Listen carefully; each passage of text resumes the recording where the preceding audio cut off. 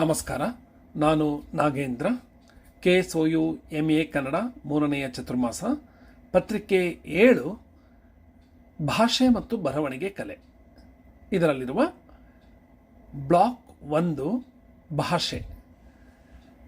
ಈ ಬ್ಲಾಕಿನ ಮೊದಲನೆಯ ಘಟಕ 197 ಭಾಷೆ ಎಂದರೇನು, ಭಾಷೆಯ ಸ್ವರೂಪ ಮತ್ತು ಲಕ್ಷಣ, ಭಾರತೀಯ ಮತ್ತು ಜಾಗತಿಕ ಭಾಷೆಗಳ ಪರಿಚಯ, ಮೃತ, ಗ್ರಂಥಸ್ಥ, ಮೌಖಿಕ ಭಾಷೆಗಳ ಪರಿಚಯ.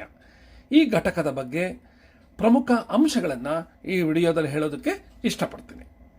KSOUನಲ್ಲಿ MA ಕನ್ನಡ ಅಧ್ಯಯನ ಮಾಡಬೇಕಾದ್ರೆ ಮೊದಲನೆಯ ಹಾಗೂ ಎರಡನೆಯ ಚತುರ್ಮಾಸಗಳಲ್ಲಿ ಅಂದರೆ ಸೆಮಿಸ್ಟರ್ಗಳಲ್ಲಿ ನಮಗೆ ಒಟ್ಟು 5 ವಿಷಯಗಳಿರುತ್ತೆ ಮತ್ತು ಒಂದು ಮುಕ್ತ ಆಯ್ಕೆಯ ಒಂದು ವಿಷಯ ಇರುತ್ತೆ, ಓಪನ್ ಎಲೆಕ್ಟಿವ್ ಥರ. ಅದೇ ತರಹ 3 ಮತ್ತು 4ನೆಯ ಸೆಮಿಸ್ಟರ್ಗಳಲ್ಲಿ ಒಂದು ವಿಶೇಷ ವಿಷಯ ಇದೆ, ಅದು ಕೌಶಲವರ್ಧನ, ಸ್ಕಿಲ್ ಎನ್ಹ್ಯಾನ್ಸ್ಮೆಂಟ್ ಕೋರ್ಸ್. ಇದು ಸಹ ಓಪನ್ ಎಲೆಕ್ಟಿವ್ ಥರ 50 ಅಂಕಗಳ ಪತ್ರಿಕೆ. 3ನೇ ಸೆಮಿಸ್ಟ್ರಲ್ಲಿ ಒಂದು ಈ ಕೌಶಲವರ್ಧನ ಪತ್ರಿಕೆ ಇದೆ, ಭಾಷೆ ಮತ್ತು ಬರವಣಿಗೆ ಕಲೆ. 4ನೇ ಸೆಮಿಸ್ಟ್ರಲ್ಲಿ ಇದರ ಮುಂದುವರಿದ ಭಾಗವಾಗಿ ಬರವಣಿಗೆ ಹಾಗೂ ಪ್ರಕಟಣೆ ಕಲೆ ಎಂಬುವ ಈ ಪತ್ರಿಕೆಗಳು ಇವೆ. ಈ 3ನೇ ಸೆಮಿಸ್ಟರ್ನಲ್ಲಿ ಭಾಷೆ ಹಾಗೂ ಬರವಣಿಗೆ ಕಲೆಯಲ್ಲಿ 2 ಬ್ಲಾಕ್ಗಳಿವೆ. ಮೊದಲನೇ ಬ್ಲಾಕಲ್ಲಿ ಭಾಷೆ, ಇದರ ಬಗ್ಗೆ ನಾವು ಹಲವಾರು ಅಂಶಗಳನ್ನು ತಿಳ್ಕೊತೀವಿ. ಒಟ್ಟು 4 ಘಟಕಗಳಿವೆ. ಮತ್ತು 2ನೇ ಬ್ಲಾಕ್ನಲ್ಲಿ ಬರವಣಿಗೆ ಕಲೆ, ಇದರ ಬಗ್ಗೆ 4 ಘಟಕಗಳಲ್ಲಿ ನಾವು ಅಧ್ಯಯನವನ್ನು ಮಾಡ್ತೀವಿ. ಅದೇ ತರಹ 4ನೇ ಸೆಮಿಸ್ಟರ್ನಲ್ಲಿ ಸಹ ಇದರ ಮುಂದುವರೆದ ಭಾಗವಾಗಿ ಬ್ಲಾಕ್ 3, ಇದರ ವಿಷಯಗಳು ಯಾವ್ಯಾವುದು ಅಂದರೆ ಪತ್ರ, ಕಡತ, ಮುದ್ರಣ, ಪುಸ್ತಕ ಪರಿಚಯ. ಇದರಲ್ಲಿ 4 ಘಟಕಗಳಿರುತ್ತೆ. ಮತ್ತು ಬ್ಲಾಕ್ 4ರಲ್ಲಿ ಮುದ್ರಣ, ಕರಡು, ಆಡಳಿತದಲ್ಲಿ ಪಾರಿಭಾಷಿಕ ಪದಕೋಶಗಳ ಬಳಕೆ, ಇವುಗಳಲ್ಲೂ ಸಹ 4 ಘಟಕಗಳಿವೆ ಈ ಬ್ಲಾಕ್ 4ರಲ್ಲಿ. ಹೀಗೆ 3ನೇ ಮತ್ತು 4ನೇ ಸೆಮಿಸ್ಟರ್ಗಳಲ್ಲಿ ಭಾಷೆಯ ಬಗ್ಗೆ, ಅದರಲ್ಲೂ ಕನ್ನಡ ಭಾಷೆಯ ಬಗ್ಗೆ, ಅದನ್ನು ನಾವು ಹೇಗೆ ಬಳಸಬೇಕು ಅನ್ನೋದ್ರ ಬಗ್ಗೆ ತಿಳಿಸೋದಕ್ಕೋಸ್ಕರ ಈ 2 ಕೌಶಲವರ್ಧನ ಪತ್ರಿಕೆಗಳನ್ನು KSOU ಇಟ್ಟಿರೋದು ಸ್ವಾಗತಾರ್ಹ. ಮತ್ತು ಬಹಳಷ್ಟು ಪ್ರಮುಖವಾದ ಮಾಹಿತಿ ನಮಗೆ ಈ ಪತ್ರಿಕೆಯಿಂದ ದೊರಕುತ್ತೆ. ಪರೀಕ್ಷಾ ದೃಷ್ಟಿಯಿಂದ ನೋಡೋದಾದರೆ ಈ 2 ಪತ್ರಿಕೆಗಳಿಗೆ 2 ಸೆಮಿಸ್ಟರ್ಗಳಲ್ಲಿ 10 ಅಂಕಗಳ ಆಂತರಿಕ ನಿಬಂಧ ಅಸೈನ್ಮೆಂಟ್ ಇರುತ್ತೆ ಮತ್ತು 40 ಅಂಕಗಳಿಗೆ ಪರೀಕ್ಷೆ ಇರುತ್ತೆ. ಒಟ್ಟು 50 ಅಂಕಗಳ ಪತ್ರಿಕೆಗಳಿವು. ಇವು ಕಡ್ಡಾಯವಾದ ಪತ್ರಿಕೆಗಳು, ಅದನ್ನು ಸಹ ನೆನಪಿನಲ್ಲಿಟ್ಕೋಬೇಕು. ನಾವು ಯಾವುದೇ ಅಧ್ಯಯನದಲ್ಲಿ ಓದುವುದು, ಬರೆಯುವುದು, ಅರ್ಥ ಮಾಡಿಕೊಳ್ಳೋದು ಮತ್ತು ಅಭಿವ್ಯಕ್ತಿಪಡಿಸುವುದು, ಇವುಗಳನ್ನು ನಾವು ಪ್ರಮುಖ ಸಂಗತಿಗಳಾಗಿ ಪರಿಗಣಿಸಬೇಕಾಗತ್ತೆ. ಓದುವಿಕೆ ಸರಳವಾಗಿರಬೇಕು, ಸುಗಮವಾಗಿರಬೇಕು.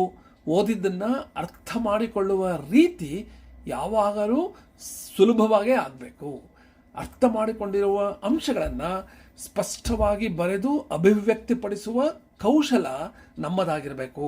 ಕೌಶಲ್ಯ ಅನ್ನಬಹುದು ಅಥವಾ ಕೌಶಲ ಅಂತ ಹೇಳಬಹುದು. ಕನ್ನಡದಲ್ಲಿ ಕೌಶಲ್ಯ 2 ಪದವನ್ನು ಬಳಸ್ತಾರೆ. ಈ ಪತ್ರಿಕೆಯಲ್ಲಿ 3ನೇ ಸೆಮಿಸ್ಟರ್ನ ಪತ್ರಿಕೆ 7 ಭಾಷೆ ಮತ್ತು ಬರವಣಿಗೆ ಕಲೆಯಲ್ಲಿ ಮೊದಲೇ ಹೇಳಿದ ಹಾಗೆ 2 ಬ್ಲಾಕ್ಗಳಿವೆ. ಬ್ಲಾಕ್ 1 ಭಾಷೆ, ಬ್ಲಾಕ್ 2 ಬರವಣಿಗೆ ಕಲೆ. ಈ ಭಾಷೆ ಎಂಬ ಮೊದಲನೇ ಬ್ಲಾಕ್ನಲ್ಲಿ 4 ಘಟಕಗಳಲ್ಲಿ ಮೊದಲನೆಯ ಘಟಕದಲ್ಲಿ ಭಾಷೆ ಎಂದರೇನು, ಭಾಷೆಯ ಸ್ವರೂಪ ಮತ್ತು ಲಕ್ಷಣ, ಭಾರತೀಯ ಮತ್ತು ಜಾಗತಿಕ ಭಾಷೆಗಳ ಪರಿಚಯ, ಮೃತ, ಗ್ರಂಥಸ್ಥ, ಮೌಖಿಕ ಭಾಷೆಗಳ ಪರಿಚಯ ಮಾಡ್ಕೋತೀವಿ. ನಂತರದ ಘಟಕಗಳಲ್ಲಿ ಭಾಷೆಯ ಬಳಕೆ, ಉಪಯೋಗ ಮತ್ತು ಅದರ ಅನನ್ಯತೆ ಬಗ್ಗೆ ತಿಳ್ಕೊತೀವಿ. ನಂತರದ 3ನೇ ಘಟಕದಲ್ಲಿ ಕನ್ನಡ ಭಾಷೆಯ ಪ್ರಾಚೀನತೆ ಮತ್ತು ವಿಶಿಷ್ಟತೆ, ಪ್ರಾಂತಭೇದಗಳು, ಕನ್ನಡದ ಉಪಭಾಷೆಗಳ ಮತ್ತು ಬಳಕೆ, ಮತ್ತು 4ನೇ ಘಟಕದಲ್ಲಿ ಕನ್ನಡದಲ್ಲಿ ಅನ್ಯ ದೇಶೀಯ ಶಬ್ದಗಳು ಯಾವ್ಯಾವುದಿದೆ, ತತ್ಸಮ ತದ್ಭವ ಅಂದ್ರೇನು, ಸಮಸಂಸ್ಕೃತ ಪದಗಳು ಅಂದ್ರೇನು ಅನ್ನೋದನ್ನು ತಿಳ್ಕೊತೀವಿ. ಇನ್ನು ಈ ಪತ್ರಿಕೆ 7ರ 2ನೆಯ ಬ್ಲಾಕ್ ಬರವಣಿಗೆ ಕಲೆಯಲ್ಲಿ 4 ಘಟಕಗಳಿರುತ್ತವೆ. ಮೊದಲನೇ ಘಟಕದಲ್ಲಿ ಘಟಕ 5 ಬರವಣಿಗೆ ಕಲೆ ಲೇಖನ ಎಂದರೇನು, ಬರವಣಿಗೆ, ಲೇಖನ ಶೈಲಿಗಳು ಇವುಗಳನ್ನು ತಿಳ್ಕೊತೀವಿ. ಘಟಕ 6ರಲ್ಲಿ ಬರವಣಿಗೆ ಚಿಹ್ನೆಗಳು, ಲಿಪ್ಯಂತರ, ಪದಗಳ ನಡುವೆ ಇರುವ ತೆರವು, ಪದ ವಿಭಜನೆ ಹೇಗೆ ಮಾಡೋದು, ಪದ್ಯ ಹೇಗೆ ಬಿಡಿಸೋದು ಮತ್ತು ಓದೋದು, ಹಳಗನ್ನಡ, ನಡುಗನ್ನಡ, ಹೊಸಗದ ಕಾವ್ಯಗಳ ಆಯ್ದ ಭಾಗಗಳನ್ನ ಇಲ್ಲಿ ನಾವು ಅಧ್ಯಯನ ಮಾಡ್ತೀವಿ. ಘಟಕ 7ರಲ್ಲಿ ಉತ್ತಮ ಬರಹ ಹೇಗಿರಬೇಕು, ಸಾಮಾನ್ಯ ಬರಹ ಹೇಗಿರಬೇಕು, ಸೃಜನಶೀಲ ಬರಹ, ಸಂಶೋಧನಾ ಬರಹ ಇವೆಲ್ಲ ತಿಳ್ಕೊಂಡು ಸಂಶೋಧನಾ ಬರಹದಲ್ಲಿ ಹೇಗೆ ಉಲ್ಲೇಖಗಳನ್ನು, ಅಡಿಪಟ್ಟೆಗಳನ್ನು ಮಾಡಬೇಕು ಅನ್ನೋದನ್ನು ಈ ಘಟಕದಲ್ಲಿ ಹೇಳಲಾಗುತ್ತೆ. ಘಟಕ 8ರಲ್ಲಿ ಬರಹದಲ್ಲಿ ಅಲಂಕಾರ, ಗಾದೆ, ಒಗಟು ಮತ್ತು ನುಡಿಗಟ್ಟುಗಳ ಬಳಕೆ ಹೇಗೆ ಮಾಡಬೇಕು, ವಾಕ್ಯರಚನೆ ಹೇಗೆ ಮಾಡಬೇಕು, ಸ್ವಂತ ವಾಕ್ಯರಚನೆ ಕ್ರಮ ಮತ್ತು ವಿಧಾನಗಳನ್ನು ತಿಳ್ಕೊತೀವಿ. ಹೀಗಾಗಿ ಒಟ್ಟು ಈ ಪತ್ರಿಕೆಯಲ್ಲಿ ನಾವು ಭಾಷೆಯ ಬಗ್ಗೆ ತಿಳ್ಕೊಳ್ಳೋದಲ್ಲದೆ ನಾವೇ ಏನಾದರೂ ಬರವಣಿಗೆಯಲ್ಲಿ ತೊಡಗಿಕೊಂಡ್ರೆ ಹೇಗೆ ಬರವಣಿಗೆಯನ್ನು ಮಾಡಬೇಕು ಅನ್ನೋದನ್ನು ಸಹ ನಮಗೆ ಈ ಪತ್ರಿಕೆ ಹೇಳ್ಕೊಡುತ್ತೆ. ಹೀಗಾಗಿ ಮುಂದಿನ ಭವಿಷ್ಯದ ಕವಿಗಳು, ಲೇಖಕರು, ಸಂಶೋಧಕರು ಇವರಿಗೆಲ್ಲ ಈ ಪತ್ರಿಕೆ ಬಹಳ ಮುಖ್ಯ ಅಂತ ನಾನು ಭಾವಿಸ್ತೀನಿ. ಇನ್ನು ಪ್ರಸ್ತುತ ಘಟಕ 197 ಅಂತ ಪುಸ್ತಕದಲ್ಲಿದೆ. ಅದೇ ಇದು ಘಟಕ 1 ಅಂತಲೂ ಪರಿಗಣಿಸಬಹುದು. ಸಿಲೆಬಸ್ಸಲ್ಲಿ ಘಟಕ 1 ಅಂತ ಕೊಟ್ಟಿದ್ದಾರೆ, ಪುಸ್ತಕದಲ್ಲಿ ಘಟಕ 197 ಅಂತ ಕೊಟ್ಟಿದ್ದಾರೆ. ಇದನ್ನು ಸಹ ಗಮನದಲ್ಲಿಟ್ಕೊಳ್ಳಿ, ಗೊಂದಲಕ್ಕೆ ಒಳಗಾಗಬೇಡಿ. ಈ ಘಟಕದಲ್ಲಿ ಭಾಷೆ ಎಂದರೇನು, ಭಾಷೆಯ ಸ್ವರೂಪ ಮತ್ತು ಲಕ್ಷಣ, ಭಾರತೀಯ ಮತ್ತು ಜಾಗತಿಕ ಭಾಷೆಗಳ ಪರಿಚಯ, ಮೃತ ಗ್ರಂಥಸ್ಥ ಮೌಖಿಕ ಭಾಷೆಗಳ ಪರಿಚಯ ಅಂತ ಈ ಘಟಕಕ್ಕೆ ಶೀರ್ಷಿಕೆಯನ್ನು ಕೊಟ್ಟಿದ್ದಾರೆ. ಈ ಘಟಕದಲ್ಲಿ ನಾವು ಏನೇನು ಓದ್ತೀವಿ ಅಂದರೆ ಭಾಷೆ ಎಂದರೇನು, ಭಾಷೆಯ ಸ್ವರೂಪ ಮತ್ತು ಲಕ್ಷಣ, ಭಾರತೀಯ ಭಾಷೆಗಳ ಪರಿಚಯ, ಜಾಗತಿಕ ಭಾಷೆಗಳ ಪರಿಚಯ, ಮೌಖಿಕ ಭಾಷೆಗಳು, ಗ್ರಂಥಸ್ಥ ಭಾಷೆಗಳು, ಆಡು ಭಾಷೆ, ಮೃತ ಭಾಷೆಗಳು, ಈ ಎಲ್ಲ ಅಂಶಗಳ ಬಗ್ಗೆ ನಾವು ವಿವರವಾಗಿ ತಿಳಿದುಕೊಳ್ತೀವಿ.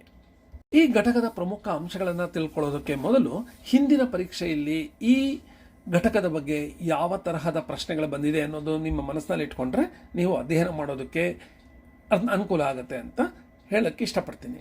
ಯಾವ್ಯಾವ ಪ್ರಶ್ನೆಗಳು ಬಂದಿದೆ ಅಂದರೆ ಭಾಷೆ ಎಂದರೇನು, ಭಾಷೆಯ ಸ್ವರೂಪ ಮತ್ತು ಲಕ್ಷಣಗಳನ್ನು ಕುರಿತು ಬರೆಯಿರಿ.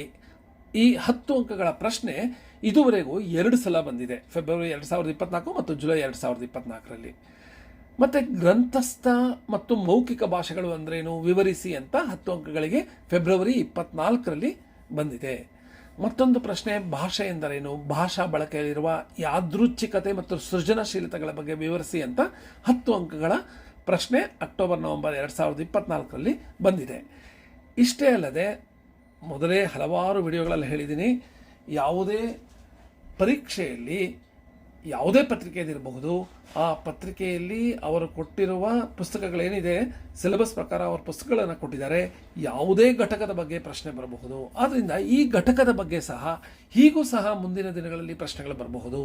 ಜಾಗತಿಕ ಭಾಷೆಗಳು ಸ್ಥೂಲ ಪರಿಚಯ ಮಾಡಿಕೊಡಿ, ಮೃತ ಭಾಷೆ ಮತ್ತು ಅಳಿವಿನ ಅಂಚಿನಲ್ಲಿರುವ ಭಾಷೆಗಳು ಎಂದರೇನು, ಅವುಗಳನ್ನು ಉಳಿಸಿಕೊಳ್ಳಲು ಸಾಧ್ಯವೇ ವಿವರಿಸಿ. ಹೀಗೆ 10 ಅಂಕಗಳ ಪ್ರಶ್ನೆಗಳನ್ನು ಕೇಳಲಾಗುತ್ತೆ ಅಥವಾ ಕೇಳಲಾಗಬಹುದು ಅಂತ ಹೇಳಕ್ಕೆ ಇಷ್ಟಪಡ್ತೀನಿ. ಈಗ ಈ ಘಟಕದ ಪೀಠಿಕೆಯಾಗಿ ಕೆಲವು ವಿಷಯಗಳನ್ನು ತಿಳ್ಕೋಬೇಕಾಗತ್ತೆ. ಮನುಷ್ಯ ಸಮಾಜ ಜೀವಿ, ಸಮಾಜದ ಬೇರೆಯವರೊಂದಿಗೆ ವ್ಯವಹರಿಸಬೇಕಾಗಿ ಬರುತ್ತೆ. ಸಮಾಜ ಜೀವನದ ಬದುಕಿನಲ್ಲಿ ಬೇರೆಯವರೊಂದಿಗೆ ಸಹಕಾರ ಅವಶ್ಯಕ ಆಗುತ್ತೆ. ಒಬ್ಬರ ಜೊತೆಯಲ್ಲಿ ಒಬ್ಬರು ಸಹಕರಿಸುತ್ತಾ ತಮ್ಮ ಬದುಕನ್ನು ಸಾಗಿಸ್ಕೊಂಡು ಹೋಗೋದು ನಾವು ಸಮಾಜದಲ್ಲಿ ನೋಡಬಹುದು. ಹೀಗಿರುವಾಗ ಒಬ್ಬರ ಅನಿಸಿಕೆಗಳನ್ನು ಒಬ್ಬರು ಹಂಚಿಕೊಳ್ತಾರೆ. ವೈಯಕ್ತಿಕ ಬದುಕಿನ ಬಗ್ಗೆ ಆಗಲಿ, ಕುಟುಂಬ ಜೀವನದಲ್ಲಾಗಲಿ, ಸಾಮಾಜಿಕ ಜೀವನದಲ್ಲೇ ಆಗಲಿ ಮನಸ್ಸಿನ ಭಾವನೆಗಳನ್ನು ಹಂಚಿಕೊಳ್ಳೋದು ಮಾನವನಿಗೆ ಸ್ವಭಾವ ಸಿದ್ಧವಾಗಿ ಬಂದಿದೆ ಅಂತ ಹೇಳಬಹುದು. ಈ ರೀತಿ ಒಬ್ಬರ ಮನಸ್ಸಿನಲ್ಲಿರೋದನ್ನು ಮತ್ತೊಬ್ಬರಿಗೆ ತಿಳಿಸುವ ಪ್ರಕ್ರಿಯೆಗೆ ಸಂವಹನ ಅಥವಾ ಕಮ್ಯುನಿಕೇಷನ್ ಅಂತ ಕರೆಯಬಹುದು. ಮನುಷ್ಯ ಸ್ವಭಾವತಃ ಸಮಾಜಜೀವಿ ಅಷ್ಟೇ ಅಲ್ಲ, ಭಾವಜೀವಿ. ತನ್ನ ಸುತ್ತಲಿನ ಆಗುಹೋಗುಗಳಿಗೆ, ಸನ್ನಿವೇಶಗಳಿಗೆ ತನ್ನದೇ ಆದ ರೀತಿಯಲ್ಲಿ ಪ್ರತಿಕ್ರಿಯೆಯನ್ನು ತೋರ್ತಾನೆ. ಸಂತೋಷ, ನೋವು, ಭಯ, ದುಃಖ, ಅಸಹ್ಯ, ಕೋಪ, ಸಮಾಧಾನ ಹೀಗೆ ಹಲವಾರು ಭಾವನೆಗಳು ಅವನ ಮನಸ್ಸಿನಲ್ಲಿ ಹುಟ್ಟುಕೊಳ್ಳುತ್ತೆ. ಇಲ್ಲಿ ಬಹುತೇಕ ನಾವು ಪುಲ್ಲಿಂಗ ಬಳಸ್ತೀವಿ, ಆದರೆ ಮನುಷ್ಯ ಅಂದರೆ ಪುಲ್ಲಿಂಗ ಮತ್ತು ಸ್ತ್ರೀಲಿಂಗ ಎರಡೂ ನಾವು ಗಮನಿಸಬೇಕಾಗತ್ತೆ. ಮನುಷ್ಯ ಗಂಡಸರು ಮತ್ತು ಹೆಂಗಸರು ಎಲ್ಲರಿಗೂ ಇದು ಅನ್ವಯ ಆಗುತ್ತೆ. ಈ ಭಾವನೆಗಳು ಅವನ ಮನಸ್ಸಿನಲ್ಲಿ ಹುಟ್ಟುಕೊಳ್ಳುತ್ತೆ, ನಿವಾರಣೆ ಆಗ್ತಾ ಹೋಗುತ್ತೆ. ಭಾವನಾತ್ಮಕವಾಗಿ ಕೂಡ ಆತ ವ್ಯವಹರಿಸ್ತಾನೆ. ಒಬ್ಬರ ಅಗತ್ಯಗಳಿಗೆ ಮತ್ತೊಬ್ಬರು ಸ್ಪಂದಿಸ್ತಾರೆ. ಇದು ಸಮಾಜದಲ್ಲಿ, ಜಗತ್ತಿನಲ್ಲಿ ನಡೆಯುವ ಒಂದು ಪದ್ಧತಿ ಅಂತ ಹೇಳಬಹುದು.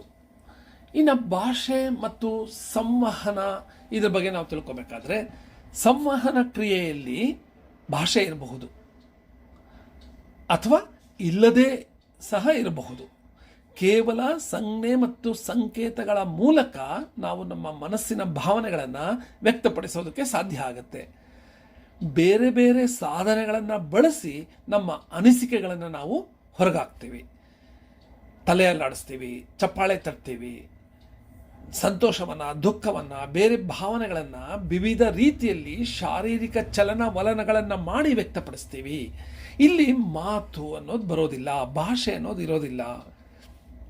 ಮಗು ಸಹ ಹಸುವಾದಾಗ ಅತ್ತು ತನಗೇನು ಬೇಕು ಅಂತ ತೋರಿಸುತ್ತೆ, ಸಂಜ್ಞೆಗಳ ಬಗ್ಗೆ ಮೂಲಕ ತೋರಿಸುತ್ತೆ.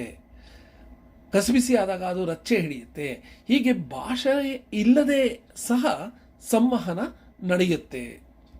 ಹೀಗೆ ಉದಾಹರಣೆಗಳನ್ನು ನೋಡೋದಾದರೆ, ಗಾರ್ಡ್ ಹಸಿರು ಬಾವುಟ ಅಥವಾ ಹಸಿರು ದೀಪ ತೋರಿಸೋದು, ಸೀಟಿ ಊದೋದು, ಇಂಜಿನ್ ಡ್ರೈವರ್ ಸೈರನ್ ಕೂಗ್ಸೋದು, ಚಿಹ್ನೆಗಳು, ಕೆಂಪು ಚಿಹ್ನೆ, ಹಸಿರು ಚಿಹ್ನೆ, ಹಳದಿ ಚಿಹ್ನೆಗಳನ್ನು ನೋಡೋದು, ಹೀಗೆ ಬೇರೆ ಬೇರೆ ರೀತಿಗಳಲ್ಲಿ ನಾವು ಸಂವಹನೆಯನ್ನು ಮಾಡ್ತೀವಿ.